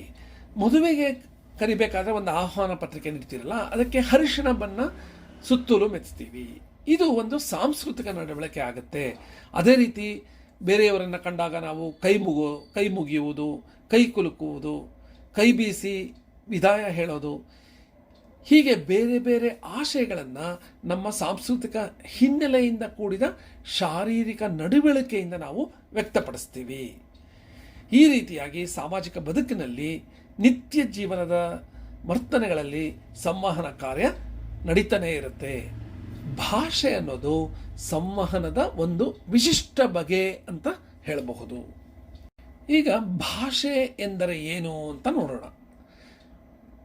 ವಿಶಾಲವಾದ ಅರ್ಥದಲ್ಲಿ ಹೇಳೋದಾದರೆ, ಭಾಷೆ ಎನ್ನುವುದು ನಾವು ಆಲೋಚಿಸುವ ಮತ್ತು ನಮ್ಮ ಅಭಿಪ್ರಾಯಗಳನ್ನು ವ್ಯಕ್ತಪಡಿಸುವ ಮಾಧ್ಯಮ. ಯಾವುದೇ ವಿಧವಾದ ಸಂವಹನ ವ್ಯವಸ್ಥೆಯನ್ನು ವಿಶಾಲವಾದ ಅರ್ಥದಲ್ಲಿ ಅಭಿವ್ಯಕ್ತಿ ಅಂತ ಹೇಳಬಹುದು. ವಿವಿಧ ರೀತಿಯ ಅಭಿವ್ಯಕ್ತಿಗಳಲ್ಲಿ ಭಾಷೆಯೂ ಸಹ ಒಂದಾಗಿದೆ. ಆದರೆ ಎಲ್ಲ ವಿಧದ ಅಭಿವ್ಯಕ್ತಿಗಳನ್ನು ಭಾಷೆ ಅಂತ ನಾವು ಹೇಳೋದಕ್ಕೆ ಸಾಧ್ಯ ಆಗೋದಿಲ್ಲ. ಸಂಜ್ಞೆಗಳೆಲ್ಲ ಭಾಷೆಗಳು ಅಲ್ಲ. ಬಾಯಿಂದ ಮಾತನಾಡಬಹುದಾದ ಮತ್ತು ಕಿವಿಗಳಿಂದ ಕೇಳಿ ಅರ್ಥ ಮಾಡಿಕೊಳ್ಳಬಹುದಾದ ಅಭಿವ್ಯಕ್ತಿಗಳಿಗೆ ಭಾಷೆ ಅಂತ ಹೇಳಬಹುದು. ಹಾಗೆ ಮನುಷ್ಯನಿಗಿಂತ ಹೊರತಾಗಿ ಪಶು ಪಕ್ಷಿಗಳು ಮಾಡುವ ಉದ್ಗಾರಗಳಲ್ಲಿ ಅಭಿವ್ಯಕ್ತಿ ಮತ್ತು ಸಂವಹನ ಇರಬಹುದಾದರೂ ಅವುಗಳಿಗೆ ನಿರ್ದಿಷ್ಟವಾದ ಅರ್ಥದಲ್ಲಿ ನಾವು ಭಾಷೆ ಅಂತ ಕರೆಯೋದಿಲ್ಲ. ಭಾಷೆ ಎಂಬ ಪದ ಸಂಸ್ಕೃತದ ಭಾಷ್ ಎಂಬ ಧಾತುವಿನಿಂದ ಹುಟ್ಟುಕೊಂಡಿದೆ. ಈ ಭಾಷ್ ಎಂಬ ಧಾತುವಿನ ಅರ್ಥ ಏನು ಅಂದರೆ ಏನನ್ನಾದರೂ ಹೇಳುವುದು, ಮಾತನಾಡುವುದು ಅಂತ ಈ ಭಾಷ್ ಎಂಬ ಸಂಸ್ಕೃತ ಪದದ ಅರ್ಥ. ಆಲೋಚನೆ ಮತ್ತು ಅಭಿವ್ಯಕ್ತಿಗಳ ನಡುವೆ ವ್ಯತ್ಯಾಸ ಇರುತ್ತೆ. ಆಲೋಚನೆ ಮನುಷ್ಯನ ಅಂತರಾಳದಲ್ಲಿ ನಡೆಯುವ ಕ್ರಿಯೆ, ಅದಕ್ಕೆ ರೂಪ ಇರೋದಿಲ್ಲ. ಆದರೆ ಧ್ವನಿಗಳ ರೂಪದಲ್ಲಿ ಅಥವಾ ಸಂಜ್ಞೆಗಳ ರೂಪದಲ್ಲಿ ಆಲೋಚನೆಗಳು ಹೊರಬಿದ್ದಾಗ ಅದನ್ನು ಅಭಿವ್ಯಕ್ತಿ ಪ್ರಕ್ರಿಯೆ ಅಂತ ಹೇಳ್ತೀವಿ. ಧ್ವನಿಗಳ ರೂಪದಲ್ಲಿ ಹೊರಬರೋದನ್ನು ನಾವು ಭಾಷೆ ಅಂತ ಕರಿತೀವಿ. ಮೊದಲೇ ಹೇಳಿದ ಹಾಗೆ ಸನ್ನೆಗಳ ಮೂಲಕ ಅಥವಾ ಇಂಗಿತಗಳ ಮೂಲಕ, ಅಂದರೆ ನಾವೇನು ಬಾಡಿ ಲ್ಯಾಂಗ್ವೇಜ್ ಅಂತ ಹೇಳ್ತೀವಲ್ಲ, ಅದರ ಮೂಲಕ ಸಹ ಮನಸ್ಸಿನ ಭಾವನೆಗಳನ್ನು ಹೊರಗಡ್ತೀವಿ. ಸಂಕೇತಗಳ ಮತ್ತು ಪ್ರತೀಕಗಳ ಮೂಲಕ ನಮ್ಮ ಅಭಿಪ್ರಾಯವನ್ನು ನಾವು ಹೇಳ್ತೀವಿ. ಕಣ್ಣುಗಳ ಮೂಲಕ ನೋಡ್ತೀವಿ, ಕಿವಿಗಳ ಮೂಲಕ ಕೇಳ್ತೀವಿ, ಸ್ಪರ್ಶದ ಮೂಲಕ ಅದನ್ನು ಗ್ರಹಿಸ್ತೀವಿ. ಈ ಮೂರು ಇಂದ್ರಿಯಗಳ ಮೂಲಕ ಗ್ರಹಿಸೋದ್ರಲ್ಲಿ ಕಿವಿಗಳ ಮೂಲಕ ಗ್ರಹಿಸುವ ಸಂಕೇತವನ್ನು ಭಾಷೆ ಅಂತ ಹೇಳಬಹುದು. ಭಾಷೆಯ ಸ್ವರೂಪವನ್ನು ಕುರಿತಂತೆ ಹಲವಾರು ಮಂದಿ ವಿದ್ವಾಂಸರು ಆಡಿರುವ ವಿವಿಧ ಮಾತುಗಳನ್ನು ನಾವು ಈಗ ನೋಡೋದಾದರೆ, ರಾಬಿನ್ಸ್ ಎನ್ನುವ ವಿದ್ವಾಂಸ ಏನು ಹೇಳಿದ್ದಾರೆ ಅಂದರೆ, language is symbol system based on pure or arbitrary conventions. ಅಂದರೆ ಈ ಒಂದು ಭಾಷೆ ಅನ್ನೋದು ಒಂದು ಸಾಂಕೇತಿಕವಾದ ವ್ಯವಸ್ಥೆ. ಇದು ಸಂಪೂರ್ಣವಾಗಿ ಯಾವುದೇ ನಿಯಮಗಳಂತೆ ಇರೋದಿಲ್ಲ. ಪದಗಳು ಯಾವುದೇ ನಿಯಮದಂತೆ ವಸ್ತುವಿಗೆ ಸಂಬಂಧಿಸಿದಂತೆ ಇರೋದಿಲ್ಲ ಅಂತ ರಾಬಿನ್ಸ್ ಹೇಳಿದ್ದಾರೆ. ಎಡ್ವರ್ಡ್ ಸಫೇರ್ ಏನಂತ ಹೇಳಿದ್ದಾರೆ ಅಂದರೆ, language is A purely human and non instinctive method of communicating ideas, emotions and desires ಅಂತ ಹೇಳಿದ್ದಾರೆ. ಅಂದರೆ ನಮ್ಮ ವಿಚಾರವನ್ನು ನಾವು ಬೇರೆಯವರಿಗೆ ಒಂದು ಮಾನವೀಯ ರೀತಿಯಲ್ಲಿ ಹಾಗೂ ಯಾವುದೇ ತಕ್ಷಣವಾಗಿ ನಾವು ಹೊಸ ಪದಗಳನ್ನು ಹುಟ್ಟಿಸ್ಕೊಂಡು ಹೇಳೋದಿಲ್ಲ. ನಾನ್ ಇನ್ಸ್ಟಿಂಕ್ಟಿವ್ ಅಲ್ಲ ಅದು. ಮೊದಲೇ ನಾವು ಏನು ಹೇಳೋದು, ಯಾವ ವಿಷಯವನ್ನು ಹೇಗೆ ಹೇಳಬೇಕು ಅನ್ನೋದು ಸಿದ್ಧವಾಗಿರುತ್ತೆ ಒಂದು ಭಾಷೆಯಲ್ಲಿ. ಸ್ಟರ್ಟ್ ವ್ಯಾಂಟ್ ಅವರು ಏನು ಹೇಳಿದ್ದಾರೆ ಅಂದರೆ, language is A system of arbitrary vocal symbols by which members of A society act and react. ಅಂದರೆ ಒಂದು ಭಾಷೆ ಅನ್ನೋದು ಆರ್ಬಿಟ್ರರಿ ಅಂದರೆ ಯಾದೃಚ್ಛಿಕ ಅಂತ ಏನು ಹೇಳ್ತೀವಿ, ಆ ಆರ್ಬಿಟ್ರರಿ ವೋಕಲ್ ಸಿಂಬಲ್ಸ್ ನಮ್ಮ ಬಾಯಿಂದ ಹೊರಬರುವ ಒಂದು ಸಂಕೇತಗಳು ಅಂತ ಹೇಳಬಹುದು. ಈ ಸಂಕೇತಗಳ ಮೂಲಕ ಒಂದು ಸಮಾಜದವರು ಕ್ರಿಯೆ ಮತ್ತು ಪ್ರಕ್ರಿಯೆಯನ್ನು, ಸಂವಹನದ ಪ್ರಕ್ರಿಯೆಯನ್ನು ನಡೆಸ್ತಾರೆ. ಮತ್ತೊಬ್ಬ ವಿದ್ವಾಂಸರಾದ ಬ್ಲಾಚ್ ಮತ್ತು ಟ್ರ್ಯಾಗರ್ ಏನು ಹೇಳಿದ್ದಾರೆ ಅಂದರೆ, language is system of arbitrary vocal symbols by means of which a social group cooperates. ಇವರು ಸಹ ಅದನ್ನೇ ಹೇಳಿದ್ದಾರೆ, ಇದೊಂದು ಆರ್ಬಿಟ್ರರಿ ವೋಕಲ್ ಸಿಂಬಲ್ಸ್, ಯಾವುದೇ ಪದಕ್ಕೆ ಆ ವಸ್ತುವಿಗೆ ಸಂಬಂಧ ಇಲ್ಲ ಅಂತ ಇವರು ಸಹ ಅದನ್ನೇ ಹೇಳಿದ್ದಾರೆ. ಮತ್ತು ನೋಮ್ ಚೋಮ್ಸ್ಕಿ ಅನ್ನೋರು ಏನು ಹೇಳಿದ್ದಾರೆ ಅಂದರೆ, language is a set of finite or infinite set of sentences which finite in length and constructed out of a finite set of elements. ಅಂದರೆ ಯಾವುದೇ ಒಂದು ವಾಕ್ಯ ಫೈನೈಟ್ ಆಗಿರಬೇಕು, ಅಂದರೆ ಒಂದು ಸೀಮಿತವಾಗಿರಬೇಕು. ಒಂದು ವಾಕ್ಯ ಕೊನೆಯಿಲ್ಲದ್ದಾಗಿರಬಾರ್ದು. ಒಂದು ವಾಕ್ಯ ಸಂಪೂರ್ಣವಾಗಿ ಒಂದು ನಿಗದಿತ ಉದ್ದದಲ್ಲಿರಬೇಕು ಅಂತ ಹೇಳಿದ್ದಾರೆ. ಹಾಗೂ ಈ ಫೈನೈಟ್ ಸೆಟ್ ಆಫ್ ಎಲಿಮೆಂಟ್ಸಿಂದ ಅಂದರೆ ಒಂದು ನಿಗದಿತ ಸಂಖ್ಯೆಯ ಅಂಗಗಳಿಂದ, ಇಲ್ಲೇನು ಪದಗಳು ಇದೆಯಲ್ಲ ಅದಕ್ಕೆ ಅಂಗಗಳು ಅಂತ ಹೇಳ್ತಾರೆ, ಅವುಗಳಿಂದ ವಾಕ್ಯವನ್ನು ಸೃಷ್ಟಿ ಮಾಡ್ತೀವಿ ಅಂತ ನೋಮ್ ಚೋಮ್ಸ್ಕಿ ಅವರು ಹೇಳಿದ್ದಾರೆ. ಭಾಷೆ ಅಂದರೆ ಹೀಗಿರಬೇಕು ಅಂತ, ಈ ಭಾಷೆ ಹೀಗಿರುತ್ತೆ, ಇದರ ಸ್ವರೂಪ ಹೀಗೆ ಅಂತ ಈ 5 ಮಂದಿ ಪಾಶ್ಚಾತ್ಯ ವಿದ್ವಾಂಸರು ತಮ್ಮ ಅಭಿಪ್ರಾಯಗಳನ್ನು ವ್ಯಕ್ತಪಡಿಸಿದ್ದಾರೆ. ಭಾಷೆಯ ಪರಿಭಾಷೆಯ 5 ಅಂಶಗಳು ಯಾವ್ಯಾವುದು ಅಂತ ನಾವು ನೋಡೋದಾದರೆ, ಮೊದಲನೇದಾಗಿ ಭಾಷೆ ಒಂದು ಮೂಲಭೂತವಾಗಿ ಒಂದು ವ್ಯವಸ್ಥೆ. ಮನುಷ್ಯ ಆ ವ್ಯವಸ್ಥೆಗೆ ಅನುಸರಿಸಿಕೊಂಡು ಅದನ್ನು ಸಮರ್ಥವಾಗಿ ಬಳಸಿಕೊಂಡು ಮುಂದುವರಿತಾನೆ. ಭಾಷೆ ಬದಲಾವಣೆ ಹೊಂದುತ್ತಾ ಹೋಗುತ್ತೆ. ಇದು ಮೊದಲನೆಯ ಪರಿಭಾಷೆ ಭಾಷೆ ಬಗ್ಗೆ. ಎರಡನೆಯ ಪರಿಭಾಷೆ ಏನು ಅಂದರೆ, ಭಾಷೆ ಸಂಕೇತಗಳ ಒಂದು ವ್ಯವಸ್ಥೆ. ನಾವು ವಾಸ ಮಾಡುವ ಜಾಗಕ್ಕೆ ಮನೆ ಅಂತ ಕರಿತೀವಿ, ಆದರೆ ಈ ಮನೆಯ ಭೌತಿಕ ರೂಪಕ್ಕೆ, ಮನೆಯ ಪ್ರಯೋಜನಗಳಿಗೆ ಹೋಲಿಸಿದರೆ ಮನೆ ಎಂಬ ಪದಕ್ಕೆ, ಈ ಸಂಕೇತಕ್ಕೆ ಯಾವುದೇ ಸಂಬಂಧ ಇರೋದಿಲ್ಲ. ಅದೇ ರೀತಿ ನೀವು ಯಾವುದೇ ಪದ ತಗೊಂಡ್ರೂ ಹೀಗೆ ಪದಕ್ಕೂ ಮತ್ತು ಆ ವಸ್ತುವಿಗೆ ಸಂಬಂಧ ಇರೋದಿಲ್ಲ. ಕನ್ನಡದಲ್ಲಿ ಮನೆ ಅಂತೀವಿ, ಬೇರೆ ಬೇರೆ ಭಾಷೆಗಳಲ್ಲಿ ಇದೇ ಭೌತಿಕ ರೂಪಕ್ಕೆ ಘರ್, ಗೃಹ, ವೀಟು, ದೋಮ್ ಇತ್ಯಾದಿ ಪದಗಳನ್ನು ಬಳಸ್ತೀವಿ. ಆದ್ದರಿಂದ ಈ ಪದಗಳಿಗೂ ಆ ಭೌತಿಕ ರೂಪಕ್ಕೂ ಯಾವುದೇ ಸಂಬಂಧ ಇರೋದಿಲ್ಲ ಅಂತ ಹೇಳಬಹುದು. ಇನ್ನು ಭಾಷೆಯ ಬಗ್ಗೆ ಮೂರನೆಯ ಪರಿಭಾಷೆ ಏನು ಅಂದರೆ, ಭಾಷೆಯಲ್ಲಿ ಬಳಸಲಾಗುವ ಸಂಕೇತಗಳು ಧ್ವನಿ ಸಂಕೇತಗಳಾಗಿರುತ್ತೆ. ಮನುಷ್ಯನ ಧ್ವನ್ಯಂಗಗಳ ಮೂಲಕ ಹೊರಬೀಳುವ ಅರ್ಥಪೂರ್ಣವಾದ ಧ್ವನಿಗಳಿಗೆ ಭಾಷೆ ಅಂತ ಕರೆಯಲಾಗುತ್ತೆ. ಎಲ್ಲ ಧ್ವನಿಗಳಿಗೂ ಭಾಷೆ ಅಂತ ಹೇಳೋಕ್ಕಾಗಲ್ಲ, ಅರ್ಥಪೂರ್ಣ ಧ್ವನಿಗಳಿಗೆ ಭಾಷೆ ಅಂತ ಹೇಳ್ತೀವಿ. ಅಂದರೆ ಪ್ರಕೃತಿಯಲ್ಲಿ ನಾವು ಹಲವಾರು ಶಬ್ದಗಳನ್ನು ಕೇಳ್ತೀವಿ, ವಿವಿಧ ಬಗೆಯ ಶಬ್ದಗಳನ್ನು ಕೇಳ್ತೀವಿ. ಗಾಳಿ ಬೀಸುವ ಶಬ್ದ, ನೀರು ಹರಿಯುವ ಶಬ್ದ, ಪ್ರಾಣಿಗಳ ಕೂಗು, ನಾವೇ ಮಾಡುವ ವಿವಿಧ ಬಗೆಯ ಶಬ್ದಗಳು, ಈ ವಾಹನಗಳ ಸದ್ದು, ಇವೆಲ್ಲ ಭಾಷೆ ವ್ಯಾಪ್ತಿಗೆ ಬರೋದಿಲ್ಲ. ಅರ್ಥಪೂರ್ಣವಾದ ಧ್ವನಿ ಸಂಕೇತಗಳು ಅಂತ ಹೇಳಬಹುದು. ಭಾಷೆಯಲ್ಲಿ ಅರ್ಥಪೂರ್ಣವಾದ ಧ್ವನಿ ಸಂಕೇತಗಳಿರುತ್ತೆ. ಇನ್ನು ನಾಲ್ಕನೆಯ ಪರಿಭಾಷೆ ಏನು ಅಂದರೆ, ಭಾಷೆಯಲ್ಲಿ ಬಳಕೆಯಾಗುವ ಧ್ವನಿಗಳು ಯಾದೃಚ್ಛಿಕವಾಗಿರುತ್ತೆ. ಯಾದೃಚ್ಛಿಕ ಅಂದರೆ ಆರ್ಬಿಟ್ರರಿ ಅಥವಾ ರ್ಯಾಂಡಮ್ ಅಂತ ಹೇಳಬಹುದು. ಅಂದರೆ ನಾವು ಒಂದು ಪದವನ್ನು ಏನು ಬಳಸ್ತೀವಿ, ಆ ಪದ ಯಾಕೆ ಬಳಸ್ತಾ ಇದ್ದೀವಿ ಅನ್ನೋದಕ್ಕೆ ಕಾರಣ ಇರೋದಿಲ್ಲ. ಆಗಲೇ ಹೇಳ್ದಂಗೆ ಈ ಮನೆ ಎನ್ನುವ ಭೌತಿಕ ರೂಪಕ್ಕೆ ನಾವು ಮನೆ ಅನ್ನೋ ಪದ ಕೊಡ್ತೀವಿ. ಈ ಮನೆ ಎನ್ನುವ ಪದಕ್ಕೂ ಆ ಭೌತಿಕವಾದ ಒಂದು ಮನೆಯ ಆಬ್ಜೆಕ್ಟ್ಗೆ, ಆ ಒಂದು ಭೌತಿಕವಾದ ಒಂದು ಕಟ್ಟಡಕ್ಕೆ ಯಾವುದೇ ಸಂಬಂಧ ಇರೋದಿಲ್ಲ. ಆ ಶಬ್ದ ಮತ್ತು ವಸ್ತುವಿಗೆ ಸಂಬಂಧ ಇರೋದಿಲ್ಲ. ಈ ಮನೆ ಎನ್ನುವ ಪದಕ್ಕೆ ಬದಲು ಬೇರೆ ಇನ್ಯಾವುದೇ ಪದ ಹೇಳ್ಬೋದಾಗಿತ್ತು. ಆದ್ದರಿಂದ ಇದನ್ನು ಆರ್ಬಿಟ್ರರಿ ಅಥವಾ ರ್ಯಾಂಡಮ್ ಅಂತ ಹೇಳ್ತೀವಿ. ಈ ಅಂಶವನ್ನು ನೀವು ನೆನಪಲ್ಲಿಟ್ಕೋಬೇಕು. ಒಂದು ಪದಾರ್ಥ ಅಥವಾ ಭಾವನೆಗೆ ಅದನ್ನು ಸೂಚಿಸುವ ಪದ, ಧ್ವನಿಗಳ ಗುಂಪಿಗೆ ಯಾವುದೇ ರೀತಿಯ ಸಾವಯವ ಸಂಬಂಧ, ನ್ಯಾಚುರಲ್ ರಿಲೇಶನ್ಶಿಪ್ ಇರೋದಿಲ್ಲ. ಮತ್ತು ಭಾಷೆಯ ಬಗ್ಗೆ ಐದನೆಯ ಪರಿಭಾಷೆ ಏನು ಅಂತ ಹೇಳೋದಾದರೆ, ಭಾಷೆಯ ಬಳಕೆ ಒಂದು ಸಮಾಜದ ಚೌಕಟ್ಟಿನಲ್ಲಿ ನಡೆಯುತ್ತೆ. ಸಮಾಜದವರು ಅಂದರೆ ಭಾಷಿಕ ಸಮಾಜ ಅಂತ ಹೇಳ್ಬೋದು, ಯಾವ ಪದದ ಅರ್ಥ ಏನು ಅಂತ ನಿರ್ಣಯಿಸಿರ್ತಾರೆ. ಹೀಗೆ ಭಾಷೆ ರೂಪುಗೊಳ್ಳೋದು ಹೀಗೆ. ಅವರ ನಡುವೆ ಪರಸ್ಪರ ಸಹಕಾರ ಏರ್ಪಡಲು ಭಾಷೆ ನೆರವಾಗುತ್ತೆ ಅಂತ ಹೇಳಬಹುದು. ಈ 5 ಅಂಶಗಳು ಭಾಷೆಯ ಪರಿಭಾಷೆಯನ್ನು ತಿಳಿಸುತ್ತೆ.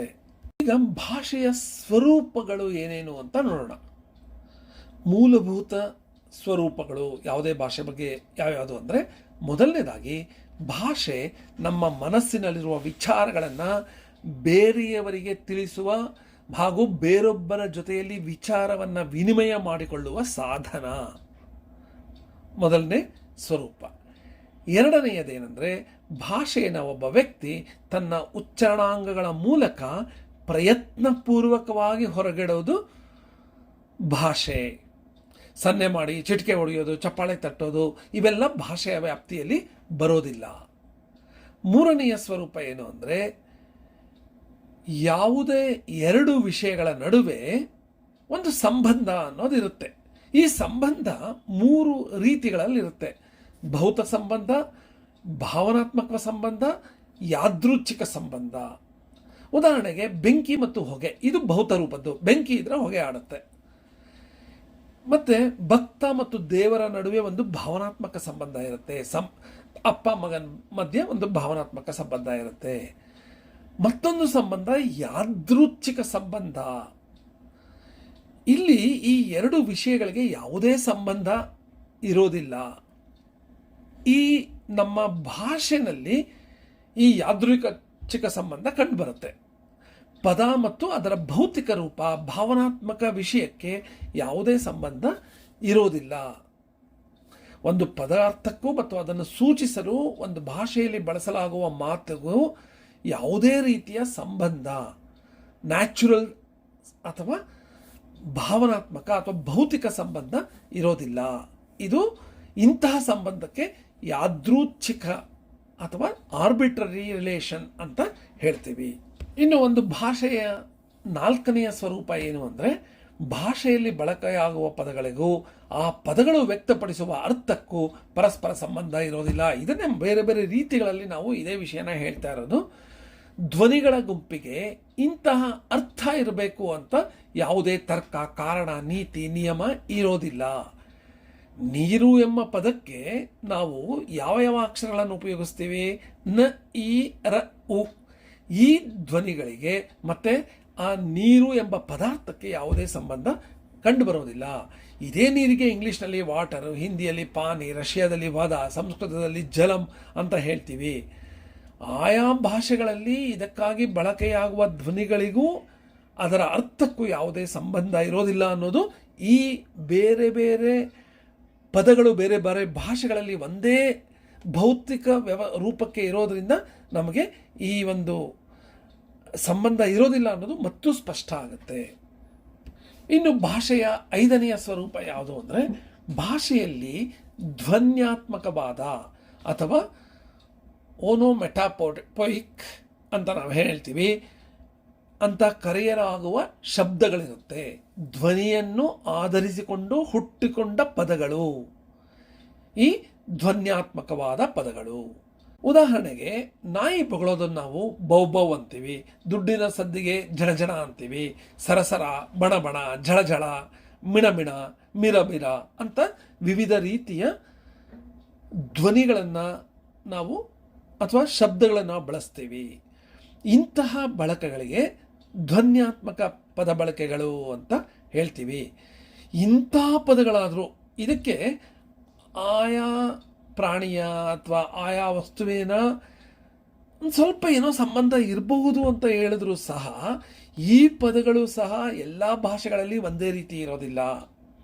ಕನ್ನಡದಲ್ಲಿ ಬೌಬೋ ಅಂದರೆ ಗುಜರಾತಿನಲ್ಲಿ ಬೇರೆ ರೀತಿಯಲ್ಲಿ ಹೇಳ್ತೀವಿ, ಫ್ರೆಂಚಲ್ಲಿ ನ್ಯಾಪ್ ನ್ಯಾಪ್ ಅಂತೀವಿ, ರಷ್ಯನಲ್ಲಿ ಗಪ್ ಗಪ್ ಅಂತೀವಿ, ಜಪಾನಿನಲ್ಲಿ ವ್ಯಾನ್ ವ್ಯಾನ್ ಅಂತೀವಿ. ಹೀಗೆ ನಾಯಿ ಬೋಬೋ ಅನ್ನೋದನ್ನು ಸಹ ಬೇರೆ ಬೇರೆ ಭಾಷೆಗಳಲ್ಲಿ ಬೇರೆ ಬೇರೆ ರೀತಿಯಲ್ಲಿ ಹೇಳಲಾಗುತ್ತೆ. ಹೀಗಾಗಿ ಈ ರೀತಿಯ ಪದಗಳಿಗೂ ಸಹ ನಾವು ಸಂಬಂಧವನ್ನು ಆ ಭಾವನೆಯ ವಸ್ತುವಿನ ಭೌತಿಕ ರೂಪದ ಕರ್ಣಕ್ಕೆ ಕೇಳುವ ವಿಷಯದ ಬಗ್ಗೆ ಸಹ ಸಂಬಂಧ ಕಾಣಿಸೋದಕ್ಕೆ ಕಷ್ಟ ಆಗುತ್ತೆ. ಇನ್ನು ಸಂವಹನ ಅಂದರೆ ಏನು ಅಂತ ನೋಡೋಣ. ನಾವು ಏನು ಅಭಿವ್ಯಕ್ತಿಪಡಿಸ್ತೀವಿ ಆ ದೃಷ್ಟಿಯಿಂದ ನೋಡಿದರೆ ಸಂವಹನಕ್ಕೆ ವಿಶೇಷವಾದ ಅರ್ಥ ಇದೆ, ಆದರೆ ಭಾಷೆ ಎಂಬುದಕ್ಕೆ ಸೀಮಿತವಾದ ಅರ್ಥ ಇದೆ ನಮ್ಮ ಅಭಿವ್ಯಕ್ತಿಗೆ ಸಂಬಂಧಿಸಿದಂತೆ. ಸಂವಹನ ಕೇವಲ ಮನುಷ್ಯ ಕುಲದಲ್ಲಿ ಮಾತ್ರವಲ್ಲದೆ ಪ್ರಾಣಿ ಪ್ರಪಂಚದಲ್ಲಿ ಸಸ್ಯಗಳಲ್ಲಿ ಸಹ ಕಾಣಬಹುದು. ವಿಜ್ಞಾನಿಗಳು ಕೆಲವು ಜೀವಿಗಳ ಸಂವಹನ ವ್ಯವಸ್ಥೆಯನ್ನು ಅಧ್ಯಯನ ಮಾಡಿದ್ದಾರೆ. ಇವುಗಳ ಪೈಕಿ ಜೇನುನೊಣ, ಪಕ್ಷಿಗಳು, ಡಾಲ್ಫಿನ್ಗಳು, ಕಪಿಜಾತಿಯ ಪ್ರಾಣಿಗಳ ಮತ್ತು ಮರಗಿಡಗಳ ಸಂವಹನವನ್ನು ಅಧ್ಯಯನ ಮಾಡಲಾಗಿದೆ. ಮುಖ್ಯವಾಗಿ ಈ ಜೇನುನೊಣಗಳ ಸಂವಹನ ಕ್ರಿಯೆಯನ್ನು ಅಧ್ಯಯನ ಮಾಡಿದವರು ಏನು ಹೇಳಿದ್ದಾರೆ ಅಂದರೆ, ಜೇನುನೊಣಗಳು ತಮ್ಮ ಸಾಂಕೇತಿಕ ನೃತ್ಯಗಳ ಮೂಲಕ, ಅಂದರೆ ಆ ವಿವಿಧ ರೀತಿಯ ನೃತ್ಯವನ್ನು ಜೇನುನೊಣ ಮಾಡುತ್ತೆ. ಅದರಿಂದ ಇತರ ಜೇನುನೊಣಗಳಿಗೆ ಏನು ಹೇಳುತ್ತೆ ಅಂದರೆ, ತನಗೆ ಬೇಕಾದ ಹೂವಿನ ತೋಟ ಎಷ್ಟು ದೂರದಲ್ಲಿದೆ, ಯಾವ ದಿಕ್ಕಿನಲ್ಲಿದೆ, ಹೂವಿನ ಗಿಡಗಳು ದಟ್ಟವಾಗಿದೆಯಾ, ವಿರಳವಾಗಿದೆಯಾ, ಈ ಎಲ್ಲ ಮಾಹಿತಿಯನ್ನು ತನ್ನ ನೃತ್ಯದ ಮೂಲಕ ಆ ಜೇನುನೊಣ ವಿವರಿಸಿ ಹೇಳುತ್ತೆ ಅನ್ನೋದನ್ನು ವಿಜ್ಞಾನಿಗಳು ಕಂಡುಹಿಡಿದಿದ್ದಾರೆ. ಒಂದು ಉದಾಹರಣೆಯಾಗಿ, ಹತ್ತಿರ ಇರುವ ಗಿಡಗಳ ಬಗ್ಗೆ ಹೇಳಬೇಕಾದ್ರೆ ಅದು ಗೋಲಾಕಾರವಾಗಿ ನೃತ್ಯವನ್ನು ಮಾಡುತ್ತೆ. ದೂರದಲ್ಲಿ ಆಹಾರ ಇದೆ ಅನ್ನೋದನ್ನು ಹೇಳೋದಕ್ಕೆ ಬಾಲವನ್ನು ಅಲ್ಲಾಡಿಸುತ್ತಾ ಅದು ನೃತ್ಯವನ್ನು ಮಾಡುತ್ತೆ ಅಂತ ವಿಜ್ಞಾನಿಗಳು ಹೇಳಿದ್ದಾರೆ. ನೃತ್ಯದ ಕಾಲಾವಧಿ, ಅದರ ತೀವ್ರತೆ, ಇವುಗಳ ಮೂಲಕ ಹೂಗಿಡಗಳ ದಟ್ಟಣೆ ಎಷ್ಟಿದೆ, ಅದರಲ್ಲಿ ಸಿಗಬಹುದಾದ ಮಧುವಿನ ಗುಣವನ್ನು ಸಹ ಆ ಜೇನುನೊಣ ಇತರ ಜೇನುನೊಣಗಳಿಗೆ ತಿಳಿಸುತ್ತೆ ಅಂತ ಹೇಳಲಾಗಿದೆ. ಅದೇ ರೀತಿ ಪಶು ಪಕ್ಷಿಗಳು ಸಹ ಸಂವಹನವನ್ನು ಸಂಗೀತಾತ್ಮಕವಾಗಿ ಅಥವಾ ಹಾಡಿನ ಮೂಲಕ ತಮ್ಮ ಅಭಿವ್ಯಕ್ತಿಯನ್ನು ತೋರಿಸುತ್ತೆ. ಬಹುತೇಕ ತಮ್ಮ ಇಂಗಿತವನ್ನು ತೋರಿಸೋದು ಗಂಡು ಪಕ್ಷಿಗಳು. ಹೆಣ್ಣು ಹಕ್ಕಿಯನ್ನು ಆಕರ್ಷಿಸಲು ಸುಶ್ರಾವ್ಯವಾದ ಧ್ವನಿಯನ್ನು ಮಾಡುತ್ತೆ. ಪಕ್ಷಿಗಳು ತಮಗೆ ಸಂತೋಷವಾದಾಗ, ಭಯ ಉಂಟಾದಾಗ ಬೇರೆ ಬೇರೆ ರೀತಿಗಳ ಧ್ವನಿಗಳನ್ನು ಮಾಡೋದನ್ನು ವಿಜ್ಞಾನಿಗಳು ಗುರುತಿಸಿದ್ದಾರೆ. ಹೀಗೆ ಪಕ್ಷಿಗಳ ಮಧ್ಯ ಸಂವಹನ ಕಾರ್ಯ ನಡೆಯುತ್ತೆ. ಇನ್ನು ಡಾಲ್ಫಿನ್ ನಾವು ನೋಡಿರ್ಬೋದು, ಸಮುದ್ರದಲ್ಲಿ ಡಾಲ್ಫಿನ್ಗಳಿರುತ್ತಲ್ಲ, ಅವು ಸಹ ಬೇರೆ ಬೇರೆ ರೀತಿಗಳ ಮೂಲಕ, ಬೇರೆ ಬೇರೆ ಧ್ವನಿಗಳ ಮೂಲಕ ಇತರ ಡಾಲ್ಫಿನ್ಗಳೊಂದಿಗೆ ಸಂವಹನ ಕಾರ್ಯ ನಡೆಸುತ್ತೆ. ಡಾಲ್ಫಿನ್ಗಳು ಬುದ್ಧಿವಂತ ಜೀವಿ ಅಂತ ಹೇಳಲಾಗಿದೆ. ಆಹಾರದ ಅಪೇಕ್ಷೆ, ಭಯ, ಆತಂಕ, ಕಾಮಪ್ರಚೋದನೆ ಮತ್ತು ವಿವಿಧ ವಿಷಯಗಳನ್ನು ಬೇರೆ ಬೇರೆ ರೀತಿಯ ಧ್ವನಿಗಳ ಮೂಲಕ ಬೇರೆ ಡಾಲ್ಫಿನ್ಗಳಿಗೆ ಸಂವಹನೆಯನ್ನು ಮಾಡುತ್ತೆ. ಮತ್ತು ಕಪಿ ಜಾತಿಯ ಪ್ರಾಣಿಗಳು ಲೆಮೂರ್, ಚಿಂಪಾಂಜಿ, ಬಬೂನ್, ಗಿಬ್ಬನ್, ಗೋರಿಲ್ಲ ಇವುಗಳೆಲ್ಲ ಮನುಷ್ಯ ಜಾತಿಗೆ ಹತ್ತಿರವಾಗಿದ್ದು ಉದ್ಗಾರಗಳ ಮೂಲಕ ಇತರ ತಮ್ಮ ಸಂಬಂಧಿಗಳೊಡನೆ ಸಂವಹನವನ್ನು ಮಾಡುತ್ತೆ. ಹಾಗೆ ಪ್ರಾಣಿ ಪಕ್ಷಿಗಳೇ ಅಲ್ಲ, ಮರಗಿಡಗಳು ಕೂಡ ಸಂವಹನವನ್ನು ಮಾಡುತ್ತೆ ಅಂತ ವಿಜ್ಞಾನಿಗಳು ಗುರುತಿಸಿದ್ದಾರೆ. ಹೇಗೆ ಅಂದರೆ ತಮ್ಮ ಆಹಾರ ಅಪೇಕ್ಷೆ, ಭಯ, ಸಂತೋಷ, ಆತಂಕ ಈ ಎಲ್ಲ ಭಾವನೆಗಳನ್ನು ಮರಗಿಡಗಳು ವ್ಯಕ್ತಪಡಿಸಬಹುದಂತೆ. ತಮಗೆ ಆಘಾತ ಒದಗುತ್ತಾ ಇದೆ ಅಂತ ಕಂಡು ಬಂದಾಗ ಅನೇಕ ಬಗೆಯ ರಾಸಾಯನಿಕ ವಸ್ತುಗಳನ್ನು ತಮ್ಮಲ್ಲಿ ಉತ್ಪಾದಿಸಿ ಸ್ವರಕ್ಷಣೆ ಮಾಡಿಕೊಳ್ಳುತ್ತೆ. ಅವುಗಳ ವಾಸನೆಯನ್ನು ಬೇರೆ ಮರಗಿಡಗಳಿಗೆ ಕಳಿಸಿ ಅವುಗಳು ಎಚ್ಚೆತ್ತುಕೊಳ್ಳುವ ಸಂದೇಶವನ್ನು ರವಾನಿಸುತ್ತೆ ಅಂತ ಹೇಳಬಹುದು. ಹೀಗೆ ಸಂವಹನ ವ್ಯವಸ್ಥೆ ಎಲ್ಲ ಬಗೆಯ ಚರಾಚರ ಜೀವಿಗಳಲ್ಲಿ ಕಂಡುಬರುತ್ತೆ ಅಂತ ನಾವು ತಿಳ್ಕೋಬಹುದು. ಇನ್ನು ಭಾಷಾ ಲಕ್ಷಣಗಳು ಅಥವಾ ವೈಲಕ್ಷಣಗಳು. ಈ ಭಾಷೆಯ 10 ಲಕ್ಷಣಗಳು ಯಾವ್ಯಾವುದು ಅನ್ನೋದು ನಾವು ಬಹಳ ಮುಖ್ಯವಾಗಿ ನೆನ್ಪಿಟ್ಕೋಬೇಕು ಪರೀಕ್ಷಾ ದೃಷ್ಟಿಯಿಂದ. ಯಾಕಂದರೆ ಪರೀಕ್ಷೆಯಲ್ಲಿ ಇದ್ರ ಬಗ್ಗೆ ಕೇಳುವುದು ಬಹಳ ಅವಕಾಶ ಜಾಸ್ತಿ ಇದೆ. ಯಾವುದು ಈ 10 ಲಕ್ಷಣಗಳು ಅಂದರೆ ಮೊದಲು 10 ಯಾವ್ಯಾವುದು ಅಂತ ನೋಡ್ಬಿಡೋಣ, ಆಮೇಲೆ ಅವುಗಳು ಅರ್ಥನ ನಾವು ತಿಳ್ಕೊಳ್ಳೋಣ.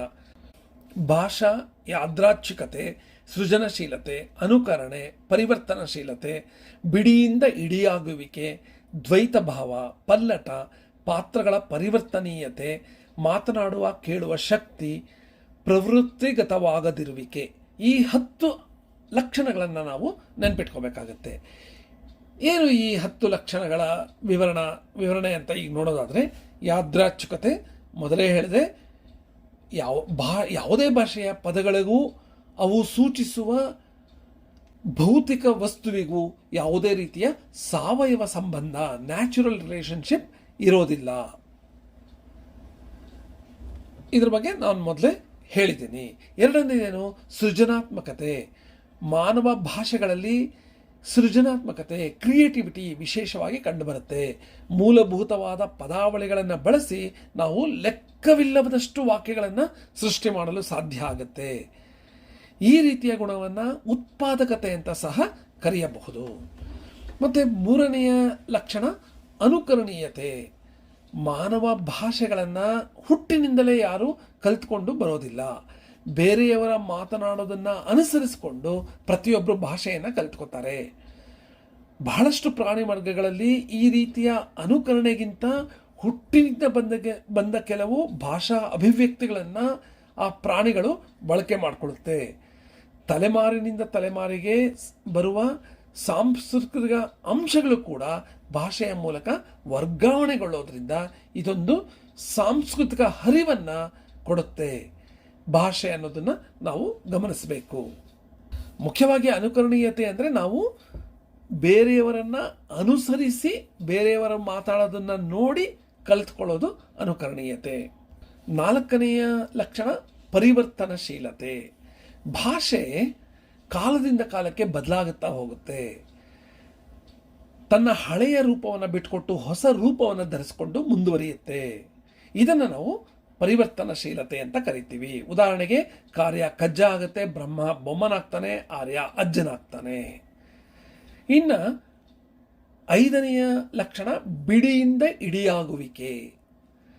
ಅಂದರೆ ಭಾಷೆ ಬಿಡಿ ಬಿಡಿಯಾಗಿಂದ ಇಡಿಯಾಗುವ ಸ್ವರೂಪವನ್ನು ಪಡೆದುಕೊಳ್ಳುತ್ತೆ. ವಾಕ್ಯ ಅನ್ನೋದು ಒಂದು ದೊಡ್ಡವಾದ ಘಟಕ. ಇವುಗಳಲ್ಲಿ ಉಪವಾಕ್ಯಗಳಿರಬಹುದು. ಈ ಉಪವಾಕ್ಯಗಳಲ್ಲಿ ಪದಗುಚ್ಛಗಳಿರಬಹುದು. ಪದಗಳು ಧ್ವನಿಗಳಿಂದ ಕೂಡಿರುತ್ತೆ. ಹೀಗೆ ಈ ಧ್ವನಿಗಳು ಪದಗಳಾಗಿ, ಪದಗಳು ಉಪವಾಕ್ಯಗಳಾಗಿ, ಉಪವಾಕ್ಯಗಳು ವಾಕ್ಯಗಳಾಗುವುದೇ ಒಂದು ಭಾಷೆಯ ಲಕ್ಷಣ ಅಂತ ಹೇಳಬಹುದು. ಬಿಡಿ ಬಿಡಿಯಿಂದ ಇಡಿಯಾಗುವುದು ಭಾಷೆಯ ಲಕ್ಷಣ. ಮತ್ತೊಂದು ಲಕ್ಷಣ, ಆರನೆಯ ಲಕ್ಷಣ ದ್ವೈತ ಭಾಷೆ. ಮಾನವ ಭಾಷೆ ಎರಡು ರೀತಿಯ ಗುಣಗಳನ್ನು ಹೊಂದಿರುತ್ತೆ. ಅದಕ್ಕೆ ದ್ವೈತ ಗುಣ ಅಂತ ಹೇಳ್ತೀವಿ. ಒಂದು ಗುಣ ಯಾವುದು ಅಂದರೆ, ಯಾವುದೇ ಭಾಷೆಯ ವಾಕ್ಯವನ್ನ ಅರ್ಥಪೂರ್ಣ ಘಟಕಗಳಲ್ಲಿ ವಿಂಗಡಿಸಬಹುದು.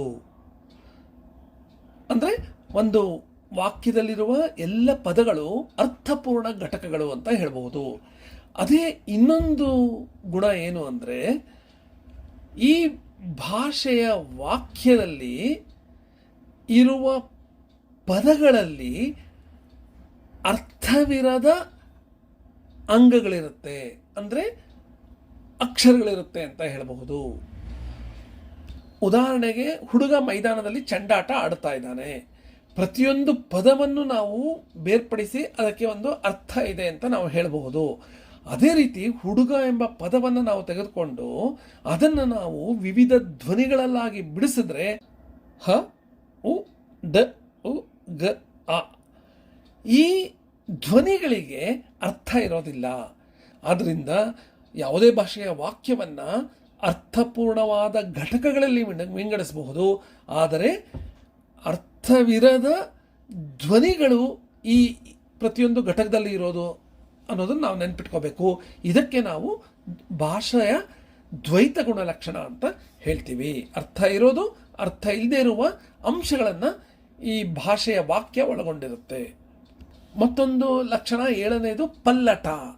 ಪಲ್ಲಟ ಅಂದರೆ ಡಿಸ್ಪ್ಲೇಸ್ಮೆಂಟ್ ಅಂತ ಹೇಳ್ತೀವಿ ಇಂಗ್ಲೀಷ್ನಲ್ಲಿ. ನಾವು ಮಾತಾಡಬೇಕಾದ್ರೆ ವರ್ತಮಾನ ವಿದ್ಯಮಾನಗಳ ಜೊತೆಗೆ ಹಿಂದೆ ನಡೆದ ಘಟನೆಗಳ ಬಗ್ಗೆ ನಾವು ವಿವರಿಸಬಹುದು. ಮುಂದೆ ಆಗಬಹುದಾದ ಘಟನೆಗಳ ಬಗ್ಗೆ ಸಹ ಹೇಳಬಹುದು. ಆದರೆ ಭೂತ, ವರ್ತಮಾನ, ಭವಿಷ್ಯತ್ ಕಾಲದ ವಿವರಗಳನ್ನು ಭಾಷಾಭಿವೃದ್ಧಿ ಮೂಲಕವೇ ನಮಗೆ ನೀಡೋದಕ್ಕೆ ಸಾಧ್ಯ ಆಗಿದೆ. ಅಂದರೆ ನಾವು ಭಾಷೆಯ ಮೂಲಕ ಕಾಲಾತೀತವಾಗಿ ಮಾತನಾಡಬಹುದು. ಹಾಗೆ ಬೇರೆ ಕಡೆ ನಡೆಯುತ್ತಿರುವ ಘಟನೆಗಳನ್ನು ನಾವು ಮತ್ತೊಂದು ಜಾಗದಲ್ಲಿ ವಿವರಿಸಬಹುದು ಈ ಭಾಷೆಯ ಮೂಲಕ. ಅಂದರೆ ದೇಶವನ್ನು ಮೀರಿ ನಾವು ಮಾತನಾಡಬಹುದು. ದೇಶ ಅಂದರೆ ಪ್ರದೇಶವನ್ನು ಮೀರಿ ಮಾತನಾಡಬಹುದು. ಹೀಗಾಗಿ ದೇಶ ಕಾಲಗಳನ್ನು ಅತಿಕ್ರಮಿಸಿ ಪಲ್ಲಟಗೊಳಿಸಿ ನಾವು ಭಾಷೆಯನ್ನು ಬಳಸಿ ನಮ್ಮ ಅಭಿವ್ಯಕ್ತಿಯನ್ನು ಮಾಡಬಹುದು. ಇದು ಪಲ್ಲಟದ ಲಕ್ಷಣ ಅಂತ ಹೇಳಬಹುದು. ಮತ್ತು 8ನೇ ಲಕ್ಷಣ ಏನು ಅಂದರೆ ಹೇಳುವಿಕೆ ಮತ್ತು ಕೇಳುವಿಕೆ. ಮಾತನಾಡೋದು ಮತ್ತು ಕೇಳಿಸಿಕೊಳ್ಳೋದು ಮನುಷ್ಯನ ಅಭಿವ್ಯಕ್ತಿಯ ಒಂದು ಪ್ರಮುಖವಾದ ಗುಣ. ಧ್ವನ್ಯಂಗಗಳ ಮೂಲಕ ಹೊರಬೀಳುವ ಅರ್ಥಪೂರ್ಣ ಧ್ವನಿಗಳಿಗೆ ಒಂದು ಸಾಮಾಜಿಕ ನೆಲೆಯಲ್ಲಿ ನಾವು ಭಾಷೆ ಅಂತ ಕರಿತೀವಿ. ಮಾನವನ ಭಾಷಾ ವ್ಯವಹಾರಗಳಿಗೆ ಧ್ವನ್ಯಂಗಗಳಾದ ಬಾಯಿ ಮತ್ತು ಕಿವಿ ಮುಖ್ಯ. ಕೆಲವು ಜೀವಿಗಳಲ್ಲಿ, ಸಸ್ಯಗಳಲ್ಲಿ ಬೇರೆ ರೀತಿಯಲ್ಲಿ ಇದು ಉಂಟಾಗಬಹುದು. ಉದಾಹರಣೆಗೆ, ಜೇನುನೊಣ ನೃತ್ಯ ಮಾಡುವ ಮೂಲಕ, ಗಿಡಮರಗಳು ಬೇರೆ ಬೇರೆ ರೀತಿಯ ವಾಸನೆಗಳನ್ನು ಹೊರಸೂಸುವ ಮೂಲಕ ಅಭಿವ್ಯಕ್ತಿಯನ್ನು ಮಾಡುತ್ತೆ. ಹೀಗೆ ಭಾಷೆಯಲ್ಲಿ, ಮನುಷ್ಯರು ಬಳಸುವ ಭಾಷೆಯಲ್ಲಿ ಹೇಳುವುದಿರುತ್ತೆ, ಮತ್ತು ಬಾಯಿಯ ಮೂಲಕ ಹೇಳಿದರೆ ಕಿವಿಯ ಮೂಲಕ ಕೇಳುವುದು ಪ್ರಮುಖವಾದ ಲಕ್ಷಣ ಅಂತ ಹೇಳಬಹುದು. ಮತ್ತು 8ನೆಯ ಲಕ್ಷಣ ಪಾತ್ರ ಬದಲಾವಣೆ, ಎಕ್ಸ್ಚೇಂಜ್ ಆಫ್ ರೋಲ್ಸ್. ಇಲ್ಲಿ ಭಾಷೆಯ ಮೂಲಕ ಇಬ್ಬರು ಸಂವಹನ ಮಾಡಬೇಕಾದ್ರೆ ಒಬ್ಬ ವ್ಯಕ್ತಿ ಹೇಳುಗನಾಗಿರ್ತಾನೆ, ಇನ್ನೊಬ್ಬ ಕೇಳುಗನಾಗಿರ್ತಾನೆ. ಹೇಳುವವರು ಮತ್ತು ಕೇಳುವವರು ಈ ಸಂವಹನದಲ್ಲಿ, ಭಾಷೆಯ ಮೂಲಕ ನಡೆಯುವ ಸಂವಹನದಲ್ಲಿ ಪಾತ್ರಗಳನ್ನು ಬದಲಾಯಿಸ್ಕೋಬಹುದು. ಹೇಳುಗನು ಕೇಳುಗನಾಗಬಹುದು, ಕೇಳುಗನು ಹೇಳುಗನಾಗಬಹುದು. ಮಾನವ ಸಮಾಜದಲ್ಲಿ ಸಾಮಾನ್ಯವಾಗಿ ಈ ರೀತಿಯ ಹಿಮ್ಮುಖ ಮಾತುಕತೆ ನಡೀತಾ ಇರುತ್ತೆ. ಎರಡು ರೀತಿಯಲ್ಲಿ ಸಂವಹನೆ ನಡೀತಾ ಇರುತ್ತೆ, ಎರಡು ದಿಕ್ಕುಗಳಲ್ಲಿ ಸಂವಹನೆ ನಡೀತಾ ಇರುತ್ತೆ. ಪಾತ್ರಗಳು ಬದಲಾವಣೆಯಾಗ್ತಾ ಇದೆ ಅನ್ನೋದನ್ನು ಇಲ್ಲಿ ಗಮನಿಸಬಹುದು.